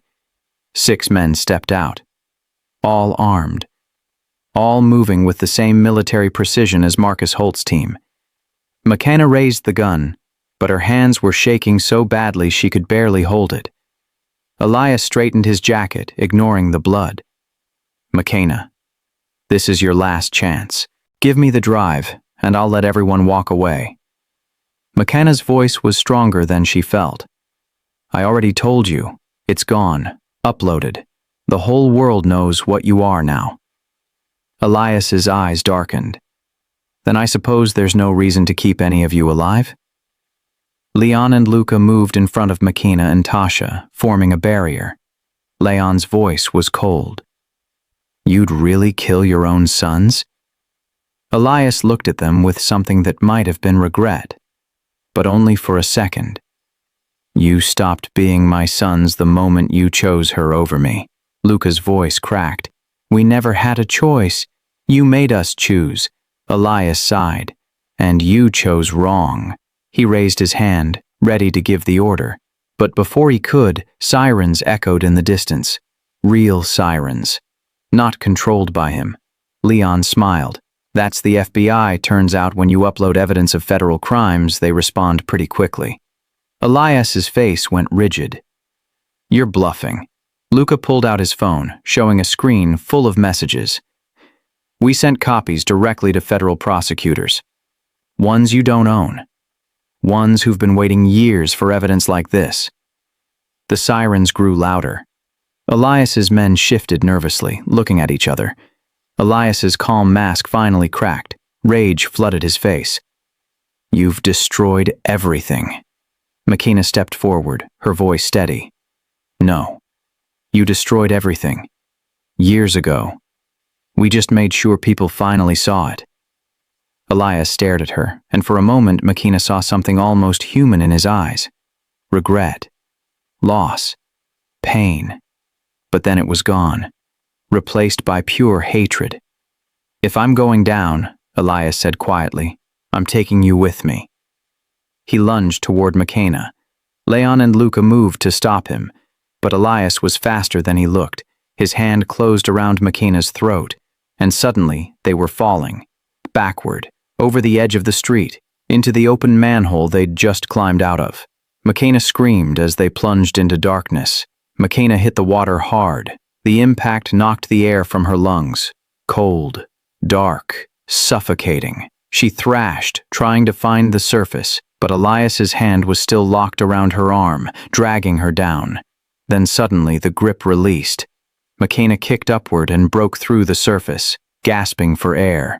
She was in the old sewer tunnel, waist-deep in filthy water. Above her she heard Leon shouting, "McKenna!" A rope dropped down. McKenna grabbed it, and Leon and Luca pulled her up with strength that shouldn't have been possible. She collapsed on the street, coughing up water, her whole body shaking. "Where's Elias?" Luca asked, looking down into the manhole. Leon shone his phone light into the darkness. Nothing. Just water and shadows. "He's gone," Leon said. "Either swept away or—" Gunshots cracked through the air. Elias's men were firing, forcing them to scatter. Leon grabbed McKenna. "Run!" They sprinted down the street, Tasha right beside them. The early morning sun was rising, casting long shadows across the empty waterfront. Behind them, footsteps pounded, shouts echoed. More gunshots rang out. McKenna's lungs burned, her legs felt like they would give out. But she didn't stop. They cut through an alley, jumped a fence, and ran through a parking lot. McKenna screamed over the noise, "Why are you doing this? Why are you risking everything for me?" Luca shouted back, "Because he destroyed our mother too." McKenna stumbled, but Leon caught her. "What?" Leon's voice was tight with emotion. "Our mother tried to leave him, just like yours did, but she didn't have proof. She didn't have leverage, so he destroyed her, made her look unstable, took her credibility, her dignity, everything." Luca's voice cracked.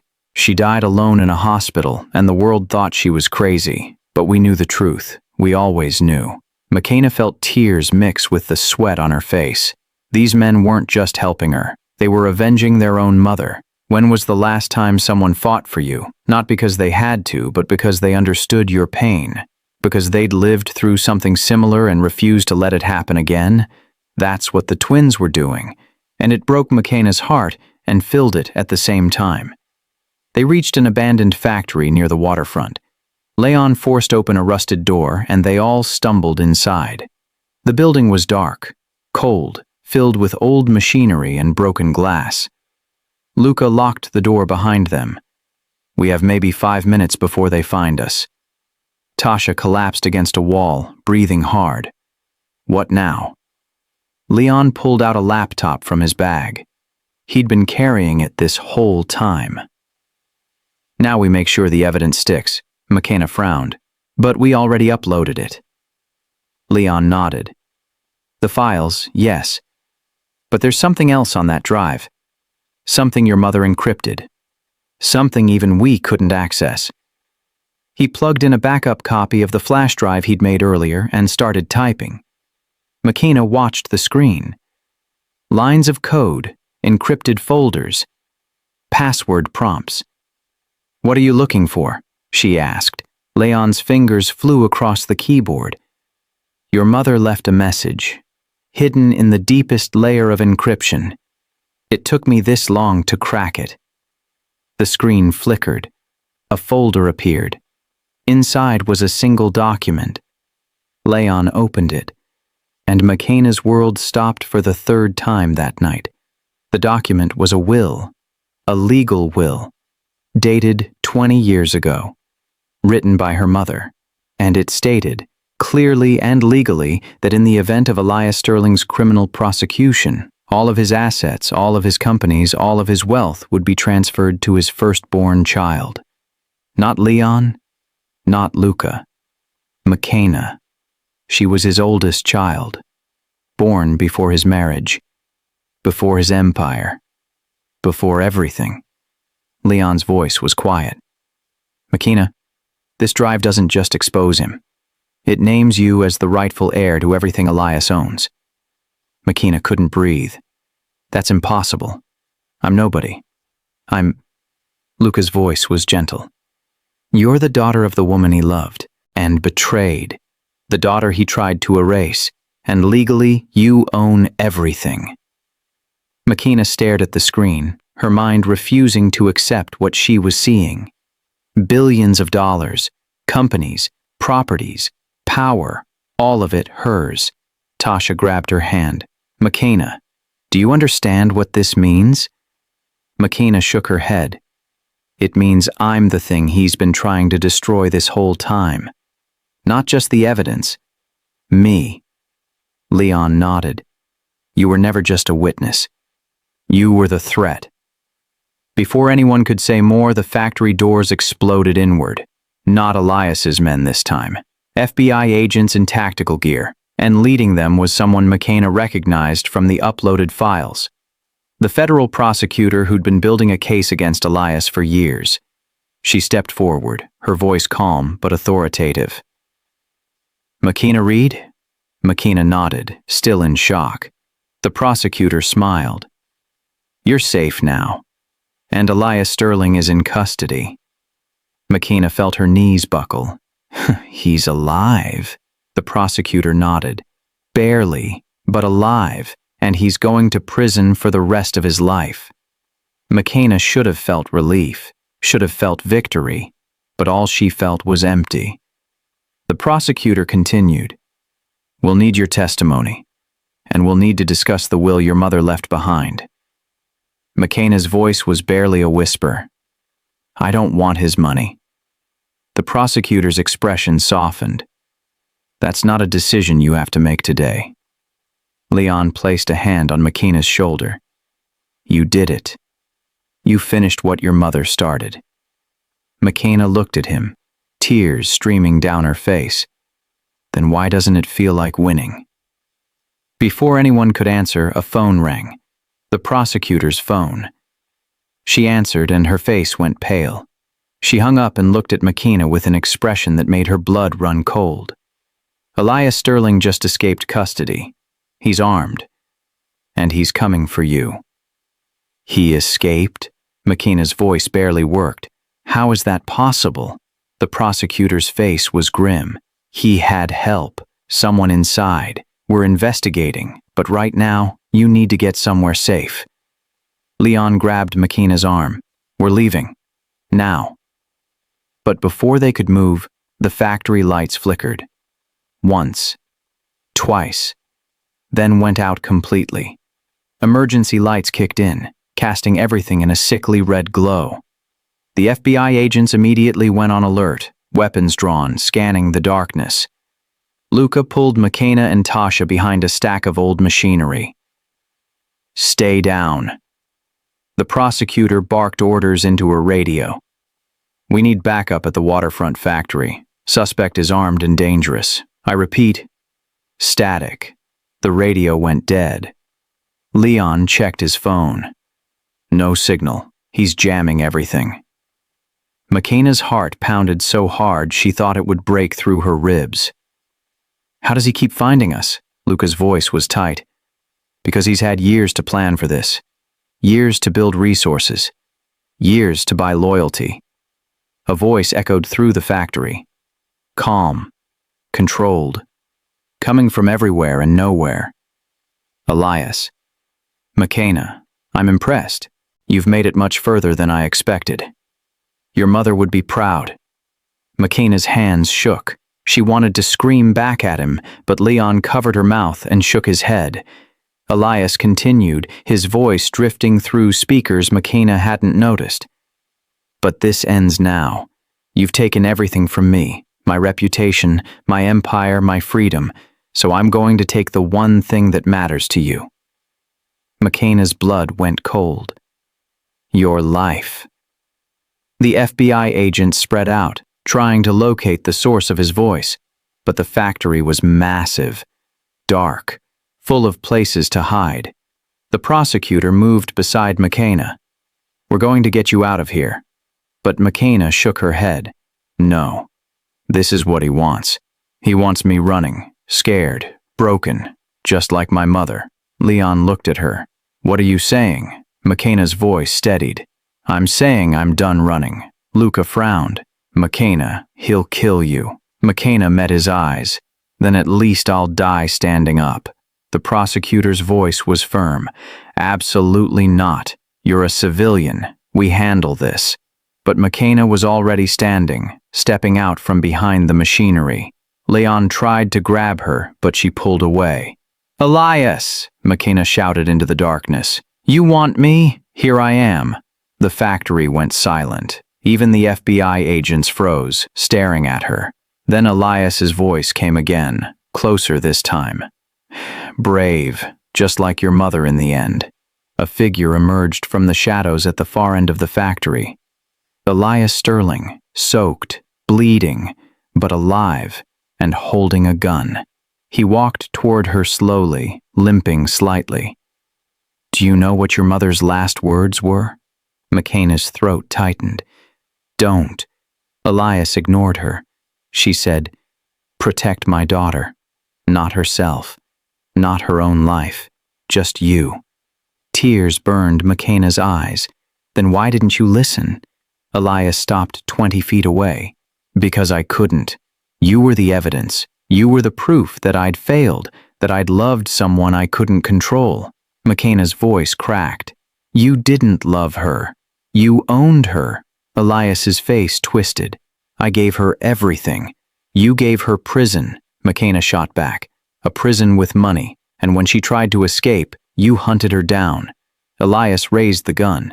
"And now I'm finishing what I started." FBI agents shouted, "Drop your weapon." But Elias didn't lower it. His finger moved to the trigger. Leon stepped in front of McKenna. "If you want her, you go through me." Luca stood beside his brother. "Through both of us." Elias stared at his sons, and for a brief moment, something flickered in his eyes. Regret, loss, pain, but then it hardened again. "So be it." He pulled the trigger. The gunshot echoed through the factory. But it wasn't Leon or Luca who fell. It was Elias. He stumbled backward, shock spreading across his face. Behind him stood Grace, barely able to stand, her own gun smoking. She'd followed them, even wounded, even barely conscious. She'd come to finish this. Elias dropped to his knees, blood spreading across his chest. He looked up at McKenna, and his voice came out as a whisper. "You win." Then he collapsed. FBI agents rushed forward, surrounding him, checking for vitals. The prosecutor looked at Grace. "How did you—" Grace's legs gave out. Leon caught her before she hit the ground. McKenna knelt beside Elias, staring at the man who'd destroyed so many lives. His eyes were still open, still breathing. Barely. He looked at her one last time. "I'm sorry," he whispered. McKenna didn't know if he meant it, didn't know if monsters could feel remorse, but she nodded. "I know." Elias's eyes closed. Paramedics rushed in. The prosecutor barked orders. Chaos erupted around them, but McKenna just sat there, numb. It was over. Finally. Over. Tasha knelt beside her, wrapping her arms around her.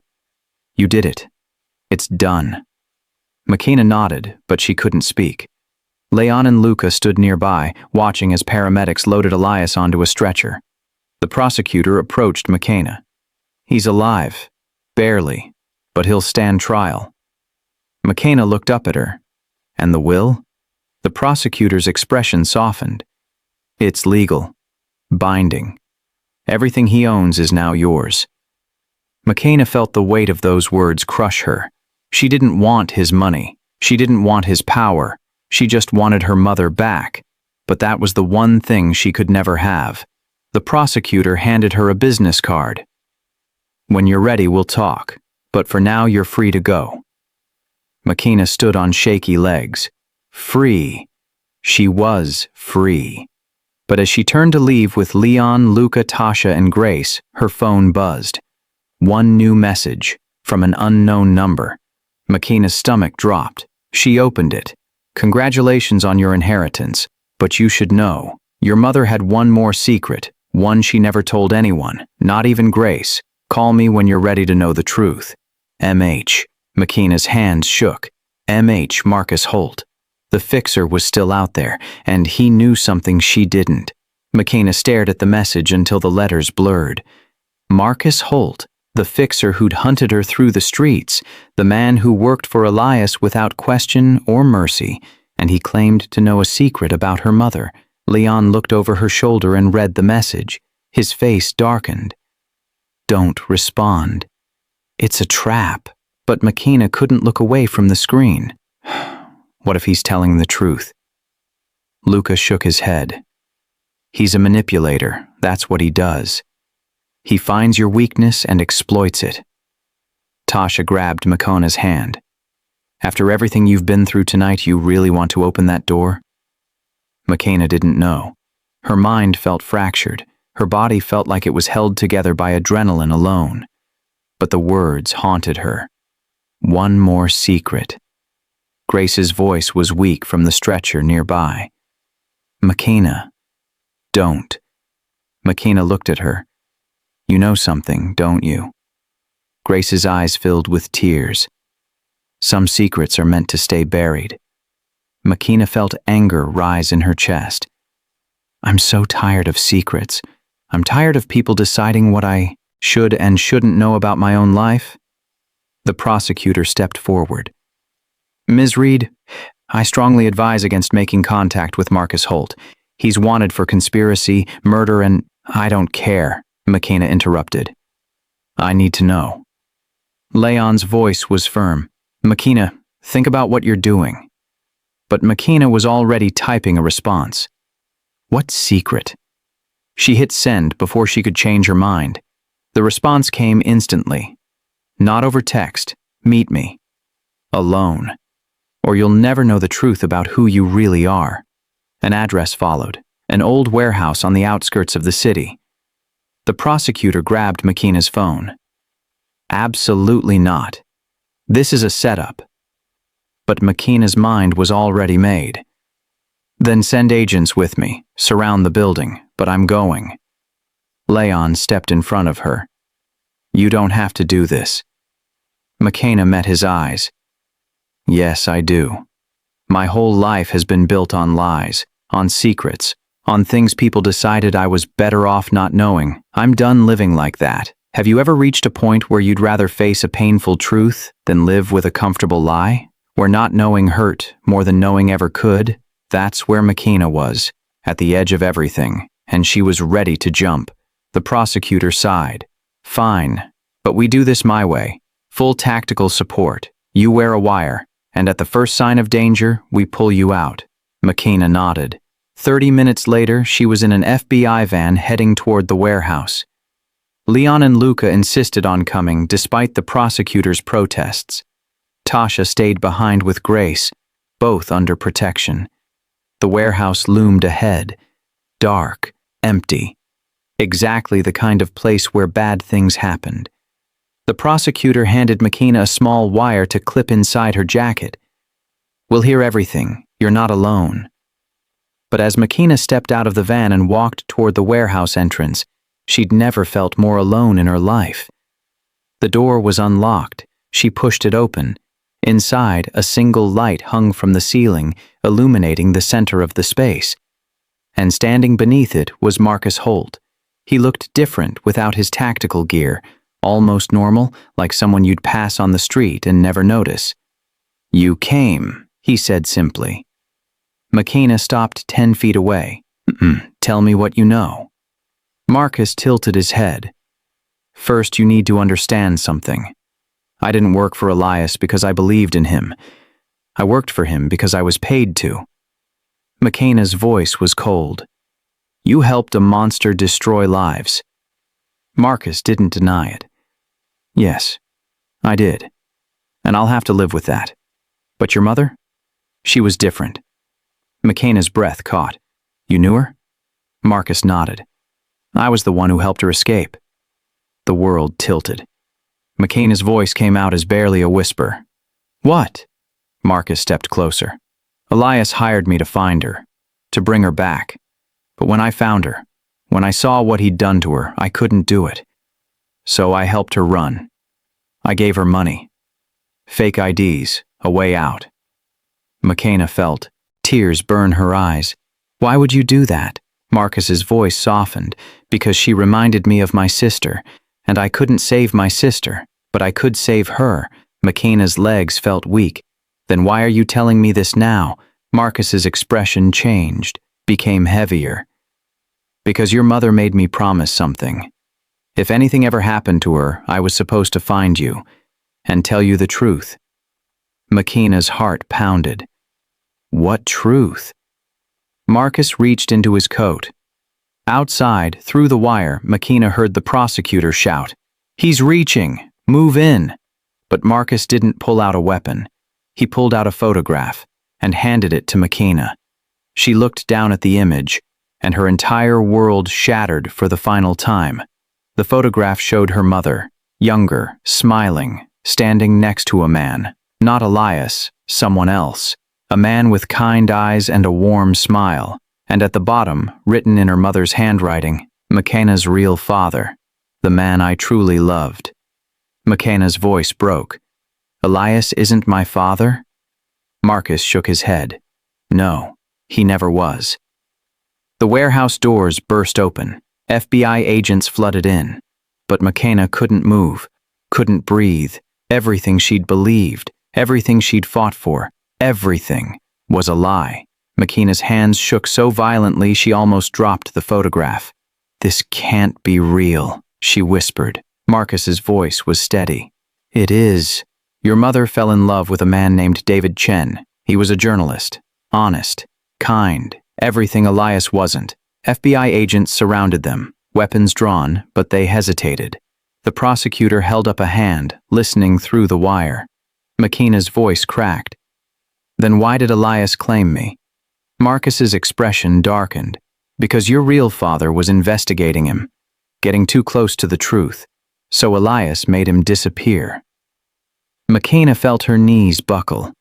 Leon, who'd been listening from outside, burst through the door and caught her. Makina. She pushed him away. No, I need to hear this. Marcus continued, his voice heavy. Your mother was already pregnant when David vanished. Elias convinced her he could protect her, that if she stayed with him, pretended you were his, you'd be safe. So she agreed, but the guilt destroyed her. Makina's tears flowed freely now. She lived a lie to protect me. Marcus nodded. And when she couldn't take it anymore, she grabbed the evidence and ran. She was going to expose him and tell you the truth, but she got sick before she could. The prosecutor stepped forward. Where's David Chen now? Marcus's jaw tightened. I don't know. Elias never told me, but I think he's still alive. McKenna's head snapped up. What? Elias never confirmed the kill. He just said the problem was handled. I think he's been keeping your father somewhere all these years. Leverage, insurance, something. McKenna's voice was barely audible. My father might be alive. Before Marcus could answer, the ground shook. A deep rumble echoed through the warehouse. Then an explosion ripped through the building next door, the one where Elias had been taken for medical treatment. Flames shot into the sky. The prosecutor screamed into her radio. What the hell was that? Static, then a panicked voice. The medical transport exploded. Sterling's gone. Luca's voice cut through the chaos. He rigged it. He planned this. Another explosion. Closer this time. Marcus grabbed McKenna's arm. This whole block is wired. He's going to blow it all. Leon pulled McKenna toward the exit. Move! They ran as the warehouse began to collapse behind them. Steel beams groaned. Concrete cracked. Fire spread like a living thing. McKenna's lungs burned. Her legs screamed. But she didn't stop. They burst through the exit just as the building imploded behind them. The force of the blast threw them forward. McKenna hit the pavement hard. The air knocked from her lungs. Leon covered her body with his, shielding her from falling debris. When the dust finally settled, McKenna looked up. The entire block was destroyed. Buildings collapsed, cars overturned, fires burning everywhere. The prosecutor stumbled toward them, bleeding from a cut on her forehead. Is everyone alive? Luca helped McKenna to her feet. We need to go. Now. But before they could move, McKenna heard it. Footsteps. Slow. Steady. Deliberate. She turned. And there, emerging from the smoke and flames like a ghost, was Elias Sterling. His suit was torn, his face covered in blood and ash. He limped heavily, one arm hanging useless at his side, but he was alive, and he was smiling. Did you really think it would be that easy? Elias said, his voice raspy but clear. The prosecutor raised her weapon. Don't move. But Elias ignored her. His eyes were locked on McKenna. You've taken everything from me, he said. My empire, my reputation, my sons. But you forgot one thing. McKenna's voice shook. What? Elias's smile widened. I always have a backup plan. He raised his hand and McKenna saw he was holding something. A phone. He pressed a button, and somewhere in the distance, another explosion echoed. The prosecutor's radio crackled. The hospital! The hospital where Grace and Tasha are. It just... The transmission cut off. McKenna screamed. No! Leon grabbed her before she could run. We don't know if they're hurt. We don't know... But McKenna wasn't listening. She tore free from his grip and lunged at Elias. She didn't have a weapon, didn't have a plan. She just had rage. Pure, unfiltered rage. She slammed into him and they both crashed to the ground. Elias laughed even as McKenna's fists connected with his face. There she is. There's the fighter.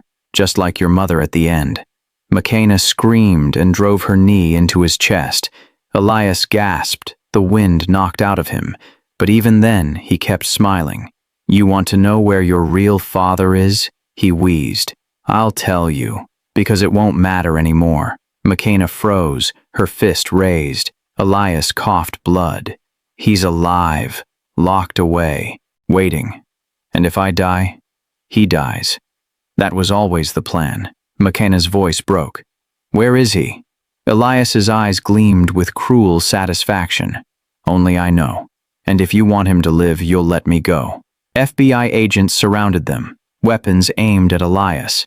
The prosecutor's voice was hard. We don't negotiate with terrorists. But Elias wasn't talking to her. He was talking to McKenna. You have 10 seconds to decide. Let me walk away, or your father dies in whatever hole I've kept him in for the last 26 years. McKenna looked at Leon, at Luca, at the prosecutor. No one had an answer. Elias started counting. 10, 9, 8. McKenna's mind raced. If she let him go, he'd disappear. If she didn't, her father would die. 7, 6, 5. Her heart pounded. 4, 3. She thought of her mother, of everything she'd sacrificed. 2. McKenna closed her eyes and made her choice. 1. Shoot him, McKenna said. Elias blinked. What? McKenna stood up, backing away from him. I said shoot him. I'm not letting you hold my father hostage anymore. The prosecutor moved forward, weapon aimed. Sterling, you're under... But Elias laughed, a broken, desperate sound. You really think I'm bluffing? Your father dies. Tonight. Right now. Unless nothing, McKenna interrupted, her voice stronger than she'd ever heard it. You've controlled me my entire life without me even knowing it. You controlled my mother. You controlled Leon and Luca, but I'm done being afraid of you. Elias's face twisted with rage. You stupid girl. You're just like, my mother? McKenna finished. Good, because she was brave enough to run from you. And I'm brave enough to end this. She looked at the prosecutor. Take him into custody, now. But before the agents could move, Elias's expression changed. The rage melted, replaced by something worse. Sadness. You really don't know, do you? He said quietly. McKenna frowned. Know what? Elias looked at Leon and Luca. Did you boys really not tell her? Leon's face went pale. Don't. Luca's voice was panicked. Elias, please. But Elias ignored them. His eyes stayed locked on McKenna. The DNA test we ran, when you were born, before your mother ran. McKenna's stomach dropped. What DNA test? Elias smiled sadly. The one that proved David Chen wasn't your father either. The world stopped. McKenna couldn't breathe, couldn't think, couldn't move. What are you saying? Elias's voice was soft, almost gentle. I'm saying Marcus lied to protect you. Your mother loved David, but you were never his child. McKenna shook her head violently. No, you're lying. You've lied about everything. I'm not lying about this, Elias said. Your mother and I were together before she ever met David. Before I married. Before my sons were born. You are my firstborn child, McKenna. You always have been. McKenna felt her knees give out. Leon caught her, but she couldn't feel his hands. Couldn't feel anything. No. She whispered. No, no, no. Elias stepped closer. Leon and Luca are your brothers. Your real brothers. That's why your mother ran. That's why she hid the truth, because she knew if you ever found out, you'd be pulled into this world forever. McKenna looked at Leon, at Luca, searching their faces for denial, but she found only guilt. You knew, she whispered. Leon's voice cracked. We found out 3 weeks ago, when our father started searching for you, when we saw the DNA reports from when you were born. Luca's eyes filled with tears. We wanted to tell you, but we didn't know how. McKenna felt her world shatter into a million pieces. Everything she'd believed, every truth she'd clung to, every piece of her identity, gone. She was Elias Sterling's daughter. She was Leon and Luca's sister. She was part of the family that had destroyed her mother. The irony was so cruel, it almost made her laugh. Elias held out his hand. Come home, McKenna. You're a Sterling. You always have been. Stop fighting what you are. McKenna stared at his outstretched hand, and something inside her broke. Not in a weak way, in a way that made her dangerous. She stood up, pulling away from Leon's support. Her voice came out cold, clear, final. I will never be yours. Elias's expression hardened. Then you'll die like your mother, alone, broken, refusing help until it's too late. McKenna smiled, and it was the most terrifying smile she'd ever worn. My mother wasn't broken. She was free, and so am I. Elias's face twisted with rage. He raised his hand, reaching into his coat. "Gun!" the prosecutor shouted. But before Elias could pull anything, a single gunshot cracked through the air. Everyone froze. Elias stumbled backward, a bloom of red spreading across his chest. He looked down at the wound, shock spreading across his face. Then he looked up at the person who'd shot him. It wasn't the FBI. It wasn't Marcus. It wasn't Grace. It was Luca, his son. Luca's hands shook as he lowered the weapon he'd taken from a fallen agent. "You were going to kill her," Luca said, his voice breaking. "You were going to kill our sister." Elias stumbled to his knees. "Luca, I was protecting." "You weren't protecting anyone," Leon said, moving to stand beside his brother. "You never were." Elias collapsed onto the pavement, blood pooling beneath him. Paramedics rushed forward, but everyone could see it was bad. McKenna stood frozen, watching the man who'd terrorized her family finally fall. Elias looked up at her one last time. "I loved your mother," he whispered. "I really did." McKenna's voice was barely audible. "Then you shouldn't have destroyed her." Elias's eyes closed, and he stopped breathing. The prosecutor checked his pulse, then shook her head. "He's gone." Silence blanketed the scene. McKenna stood there, numb, staring at the body of her father. Her real father. The monster who'd shaped her entire life without her knowledge. Leon placed a hand on her shoulder. "McKenna." She turned to him, and he saw something in her eyes that made him stop. "I need to find my father," she said. "My real father. David Chen. If there's even a chance he's alive." Luca nodded. "Then we'll find him. Together." Before anyone could say more, the prosecutor's radio crackled. "We found them. Grace and Tasha are alive. The hospital wing they were in wasn't hit. Repeat, they're alive." McKenna felt something inside her chest finally let go. They were safe. It was over. Finally, over. But as paramedics covered Elias Sterling's body, McKenna's phone buzzed one final time. She looked down at the screen. A video message from Elias, time-stamped to send in the event of his death. Her hands shook as she pressed play. Elias's face appeared on the screen, calm and composed. "Hello, McKenna. If you're watching this, I'm already dead, and there's something you need to know. Your father, David Chen, is alive. I kept him alive all these years, not as punishment, but as insurance. He's in a place only I know, and if you want to find him, you'll have to solve one final puzzle I left behind. Consider it my last gift to you, or my last curse. You decide." The video ended, and the screen showed a single image. A location. Encrypted. Hidden. Waiting. McKenna looked at Leon and Luca. "It's not over," she whispered. 3 months later, McKenna stood in front of Sterling Industries headquarters. The sun was rising behind the glass towers, painting the sky in shades of gold and pink. A new day. A new beginning. But some battles never really end. McKenna had spent the past 3 months decrypting Elias's final message, solving puzzles he'd hidden in offshore accounts, coded documents, and encrypted files scattered across 3 continents. And finally, 2 days ago, she'd found it. The location where David Chen had been kept for 26 years. A private medical facility in upstate Washington. Hidden. Secured. Unknown to everyone except Elias and a handful of paid guards. When the FBI raided it, they found him. Alive. Older. Weak, but alive. McKenna had stood outside his room for 20 minutes before she could bring herself to go in.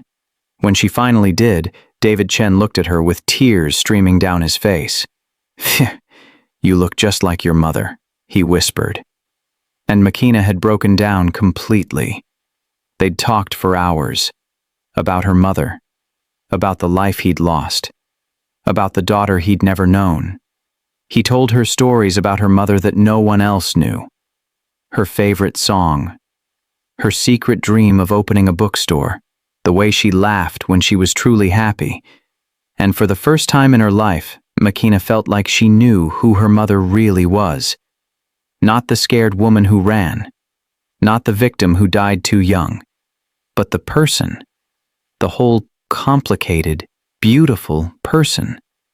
David wasn't her biological father, but he'd loved her mother. And that was enough.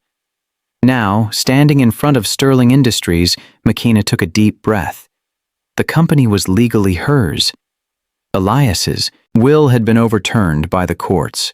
The evidence of his crimes made every legal document he'd ever signed questionable, and the original partnership agreement between him and Makina's mother was upheld, which meant everything Elias had built now belonged to Makina. She could sell it, destroy it, walk away, but she'd made a different choice. She was going to rebuild it, turn it into something that honored her mother's memory instead of destroying lives. Leon and Luca stood beside her, both dressed in suits, both looking nervous. "You ready?" Leon asked. Makina nodded. "Let's do this." They walked through the front doors together. Employees stared as they passed. Whispers followed them through the hallways. The board of directors was waiting in the conference room, 12 men and women who'd helped Elias build his empire of lies. Makina walked in and sat at the head of the table. "Good morning," she said calmly. "My name is Makina Reed Sterling, and as of today, I'm your new CEO." The room erupted into protests. "You're too young. You have no experience. This company will collapse." Makina raised a hand and the room went silent. "You're right. I'm young. I'm inexperienced, and I have no idea what I'm doing." She paused. "But I'm also the only person in this room who actually cares about the people this company has hurt, the families Elias destroyed, the lives he ruined, and I'm going to spend every single day making that right." She stood up. "Anyone who has a problem with that can leave. Now." 3 people stood and walked out. The rest stayed. Makina looked at Leon and Luca. They both nodded. This was just the beginning. After the meeting, Makina stood alone in Elias's old office. Now, her office. She looked out the window at the city below. So many people, so many stories, so many battles being fought in silence. Everyone's fighting something, aren't they? Some battle no one else can see. Some pain they carry alone. Some truth they're too afraid to speak. Makina thought about her mother, about Grace, about Leon and Luca, about David Chen, about all the people who'd fought for her when she didn't even know she needed saving. She pulled out her phone and opened social media. The story had gone viral. Her story, her mother's story. The downfall of Elias Sterling. Millions of views, thousands of comments, people sharing their own stories of survival. Makina read through them, tears streaming down her face. She wasn't alone. None of them were. Her phone buzzed with a text from Tasha. "Coffee later?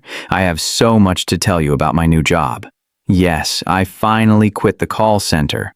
Makina smiled and typed back. "Absolutely. I'll buy. Billionaire's treat." She was about to put her phone away when one more notification appeared. A message from an unknown number. Makina's heart stopped. She opened it. "Congratulations on your victory, Ms. Reed Sterling. But you should know, Elias wasn't the only one with secrets. Your mother's past goes deeper than you think. And there are others who know the truth. Others who won't be as easy to defeat. We're not the only ones who know who you really are. Prepare yourself. This is just the beginning." The message was followed by a single image, a photograph, of her mother, standing with 3 other people Makina didn't recognize, and written on the back, visible in the photo, "The 5 who knew too much." Makina's hands trembled. 5 people. Her mother was one. Elias was another. That left 3. 3 people who knew secrets even Elias had kept hidden. 3 people who were still out there, watching, waiting. Makina stared at the photograph, her mind racing. Her journey wasn't over. It was just beginning. She looked out at the city one more time. The sun was fully risen now. A new day, a new fight, and Makina Reed Sterling was ready. The end. Sometimes the hardest battles aren't the ones we see coming. They're the ones hidden in the past, the secrets buried so deep we forget they exist, until they come knocking. Makina's story isn't over, and maybe yours isn't either. If this story moved you, share it, because someone out there needs to know they're not fighting alone.